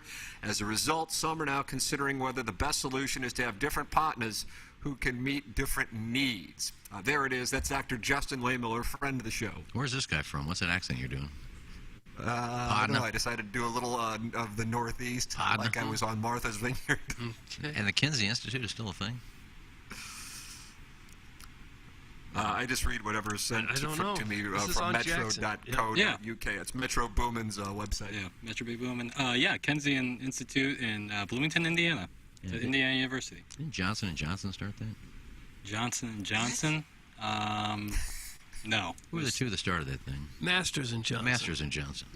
They were St. Louis. Johnson right? and Johnson has wonderful shampoo for tykes, and dug a lot of litigation with regards to powder. Yes. Yeah. Ain't that the truth? Yeah, I think that was at, was it around Webster University they were doing it? I think so. Kinsey this is a different thing, I think. I know, but I think Masters and Johnson started the Kinsey Institute. No, Alfred Kinsey. Different. Well, he took it over, I think. Played by Liam Neeson. In what? I'm lost. There was a great show, and it was on HBO or Showtime. What movie? What movie are we talking about? I'm talking about the TV show, which I think was on Showtime. What show? About what? It's called the TV show. It was about Masters and Johnson. Oh. Masters and Johnson. Okay. I think it was called Masters of Sex. I think you're right. Masters of Sex? There it is. Didn't a lot of what they wrote turn out to be nonsense? Just not a lot of not reality. You talking about Dear Deidre, the column I just read, or anything? No, talking crap on Justin Laymiller. Who is the You come after Love Honey, you best get a plane down to Florida because we're going to scrap. Laymiller's Wikipedia page says he's known for sexual fantasy research. Yeah, sure he is. What a boss move. I need to get this guy known on. for that. Who is the actress? When's he available? Who is the actress in this? Guys, me, Doug, and Cassie have been experimenting in a throuple. It was weird at first, but we've all seemed to start enjoying it. That's from KG and O-Town. Doug, you're in a throuple with KG and O-Town? Well, he said he wasn't going to text in about it. It's disappointing. Thought we had a trust thing going. Who is the actress in Masters of Sex? I don't have that for you. Get your phone out and she's pretty well known, and she got naked. Very hot. Very attractive. Lizzie Kaplan? Yeah. Lizzie Kaplan, very attractive too. I got to tell you, Jackson, I don't know if you have the text inbox open, but Wolf Boy sent in a text before Iggy brought up Masters of Sex and said, will Iggy start talking about Masters of Sex show now? And now Wolf Boy is saying, I called it. He wants credit for that. He got it. Yeah, he got it in there before it happened. I doubt that. Shout out to Wolf Boy. It must be a delay. Brian Henson, who covers the Cold, says, holy hijacking. Holy hijacking. We were talking about sex experts. The Kinsey Institute and Masters and Johnson are basically the same thing. I think it's two different organizations. But they both deal in sex. I don't even know. I don't know. And why would you know that? I don't even think I've ever brought up Masters of Sex on this show. That we have. Wolf Boy, the action's on you. Please call in at 636-900-4TM. Or you can leave a mic drop on the 108 ESPN. Yeah, I think that would actually be the better venue for it. Yeah, let's do that tomorrow. How many people they talked to in that survey? Jackson, do you have the information on how many people Dr. Justin Laymiller talked to in Hungary, Slovenia, Germany, and, of course, our friends across the pond in the UK? Well, I'll tell you about this Laymiller is that he does his job he's very vigorous. He doesn't just necessarily just like do. I'm pulling up this research now. I mean, geez. Buying time if anybody can't pick up. I don't know. It's not in the article. I don't know. I don't know what that would change. 10 people, that's it. They probably talked to no one. Just Went made the into an damn thing apartment up. complex and just knocked on doors. Well, I bring that up because I saw. I'm gonna just say the topic was, is St. Louis a growing city? Let's just say that was the topic. But the Post-Dispatch had an article, and let's just say the title was, is St. Louis a growing city? And they said the Post-Dispatch interviewed 6 people, and here's our results. 6 people? They did a whole poll and research, interviewing and asking 6 people. Is this a hypothetical, or did this really happen? No, it happened. I just can't remember what the topic was. It did happen? I can't remember what the topic was. I even tweeted out, I said, I saw it on Twitter, and I said, you actually took a poll with 6 people? Wow. Well, they were desperate for an article, I guess. I mean, these made-up things talk to more people than that. Well, they make up talking to more people. I gotta find the tweet that I sent out. Okay, find that tweet. In the meantime, I'm going to do the Design Air Heating and Cooling email of the day! Looks fade. At least they're supposed to. Yet my guy's like a bottle of a fine wine. Gets better with time. Now he's been known to wear his khakis too tight, and Arnold Palmer's put him out just like a light. Don't worry about my boy toy and what you think he ought to be. He's close to perfect for me. And the sex? Well, he likes to keep me satisfied, yet still wanting more. Like last night when he said, no lube tonight, baby. So get ready for some painless in your anus? Okay, that's enough. That's from E. Norm, and then the last name is Usbeater. E. Norm Usbiter. French. He's new. And young, who was the lady in Masters of Sex? Bill Kensington? Follow-up, is St. Louis a growing city? Let's just say that was the title, okay? That's the title. Is St. Louis a growing city? That comes from #1 Asian intern Brian Henshin, heretofore known as ASMR Ken's publicist. Folks, Ken's publicist, ASMR Ken's publicist here. Please forward all show feedback emails to negrill111 at AOL.com. Snip, snip. And Mr. Boots will reply after his 5th masturbation session of the day. Squish, squish. Should be around 1:15 Central. Swoosh. Brian Henshin. The musk of my colon lingered in the air even after I had put on my trousers. Keith just stood in its presence and took deep, intentional breaths. I love your scent, he said softly. And I love you, I whispered sweetly. That's how we celebrated the own goal. Their goals prompted action upon our holes. I'm pushing for the nickname STL City FC Mud Cannons. That's from Danny Tanner. Mud Cannons? Danny Tanner. Saturday's match started off like any other night in a Tier 3 city. Tier 3? I love this email. I went to the pub with me mate Klaus to drink pint and watch our club play the Charlotte side. As we cheered on the lads, I heard a familiar voice across the pub. He was wearing a full city red kit over his khakis topped with a newsboy's hat and some Nike cleats. Nice ball. Great touch. That's a Hollywood ball, mate. Our eyes locked. Clinical, we whispered in unison while he licked his lips. He's a proper fit. We kissed. False 9 was the right strategy in today's match. He invited me to meet his parents. Can't believe he missed the sitter. We're having a reception at the Geyer Inn. Looking forward to match day 3. Thanks. Pronouns are he, him, and whole. Oh, not a bad little email. Pronouns are he, him, and whole. You can't look me in the eye and tell me Zach Zane wants to engage in the more popular MMF because he wants to please the woman, Doug. He slides the butt plug with the city red tail out of Charles and licks it like a popsicle to get an idea what the offerings were at the Family Arena buffet. Okay, gotta go now. A Hoosier who lives in his trailer in Sears parking lot at Mid-Rivers Mall tried to flush his helmet nacho platter, including the helmet down a men's room latrine in the 500 level at Family Arena, and now it's clogged and providing flavor to his escaped turtle head. The floor directly under the urinal is hot and sticky, but that's where all the flavor comes from. Thanks, that's from Mud Tongue. Gosh, that's bad. Mud tunnels. Gosh, that's bad. I'm sorry I had to hear that. Mud tunnels. Boy, Jackson, they're more and more just keep coming into the filtered file. Yeah, just flying in. Are you not filtering any of these, Jackson? No, I am. Should see what's left on the cutting room floor. What's left? Bad. And Young, me again, quick housekeeping note, that tweet doesn't exist, another lie. Yikes. That's from #1 Asian intern Brian Henshin, a.k.a. ASMR Ting Ting 2. Get $1 off our $5 monthly premium sub for each exposed lie. Okay, Henshin. Brian Henshin. Iggy, the tweet doesn't exist. It does. I'm looking for it. I didn't see it. The game on Saturday night was a blend of all of the best elements of St. Louis sports. It had the party atmosphere, like watching a big match at Amsterdam Tavern. Had the pregame buzz of a Cardinal playoff game. Had the in-game intensity of a Blues playoff game. The St. Louis supporter group brought it strong for the full 90 minutes, leading chants that flowed organically throughout the stadium with none of the Rams rules-esque soccer guy cringe that some were worried about. Full marks all around. I parked on Wash Ave, and my car was not broken into. Walked by Fat Buddha Studios on the way to the stadium. No sign of Bonita or Joshua, but I did see Ray King, the TMA caller, not the former Cardinal reliever. I don't know why TMA has a bad soccer reputation within the St. Louis City SC fans Facebook group.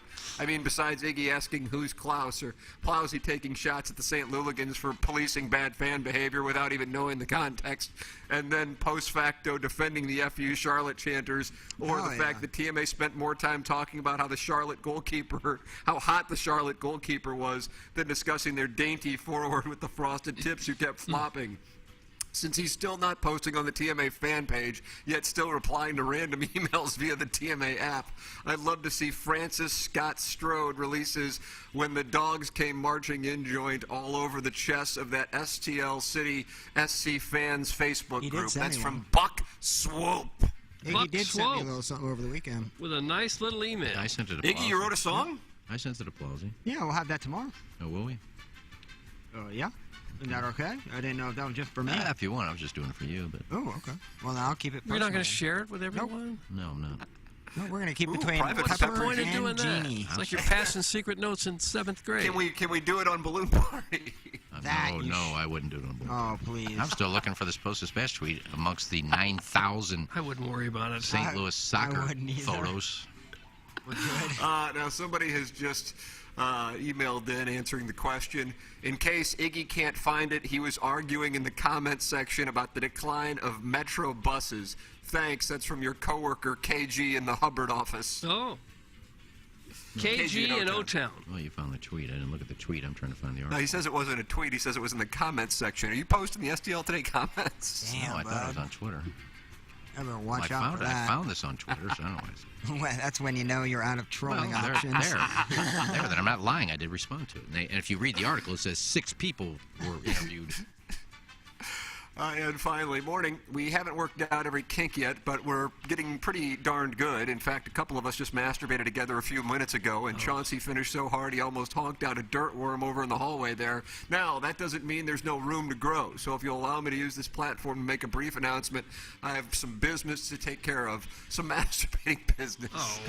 PSA to all first-timers, family members, and those of you observing through the sliding glass door conveniently located right in the middle of the renter of this apartment's family room. Jesus. In this apartment, you will respect tradition. So in a show of respect during the Lenten season, after all participants we are finished, we will drape ourselves in shin guards and STL City scarves while we recite the Pledge of Allegiance together in one voice and all at once achieve simultaneous finish. Then, after a brief rest, we will turn and face the framed Jenny Finch poster hanging over the dining room table, where most people would put a photo of their family. And we do it all over again. Then, and only then, we really start masturbating with one another. No exceptions. Not even you, Frog Dad. If you think we didn't notice you masturbating sarcastically during the Pledge of Allegiance, you're wrong. Please call your wife or Jackson and have them come pick you up. If you want to masturbate with us in the future, we're going to need you to display a bit more class. We wank for the name on the front of our jerseys, not the back. Now, grab your lunch pail and be sure to thank Barry, who came all the way from Hazelwood to cheer you on this morning. Best, who do you think you are? I am. Yeah, Pete Weber. That's a name. Who do you think you are? I am. Pete He's Weber. new. Pete Weber said that. Is that what he said? That's true. I mean, I don't have a dining room table. It's not a dining room. Those were a lot of terrible ones. I'm not going to jerk to a soccer game. bet. Who's jerking to a soccer game? Doug, there's the Design Air Heating and Cooling email today. What you got? I was going to go with pronouns he, him, and hope, but he called us a Tier 3 city, and I don't care for that. So I'm going to go with a fellow by the name of Buck Swope, who had a nice little email. I got to be totally honest. I was looking up the St. Louis Post-Dispatch thing, and I only heard I only heard the last one, so I'm going to go with the Pete Weber reference. Who do you think you are? I am. I'm going to go with he, him, and whole, actually. I really liked a few of them, but I'm going to go with pronouns are he, him, and whole. Plowhawk, you now get the floor. Henshin, man. I'm sorry. Brian Henshin Jackson, you get the floor. Let's go pronouns he, him, and whole. Dang, Pronouns are Lucas. he, him, and whole. You have won the Design Air Heating and Cooling email today. Time to shut it down. Jackson and I are going to get blamed for what? I guess the Battlehawks losing. It wasn't loud enough at the stadium. Yeah, and you two hate soccer, so. That's correct. So that is coming up on Balloon Party, driven by Munganess St. Louis Acura, in a matter of moments on 101 ESPN. Time for us to shut it down for the Plowhawk, for Action Jackson, for Kenneth Iggy Strode, for my brother Kevin, for Douglas Sullivan Vaughn. I'm Tim McKernan. This has been the Ryan Kelly Morning After from the Michelob Ultra Studios. Live from the Michelob Ultra Studios, KPNT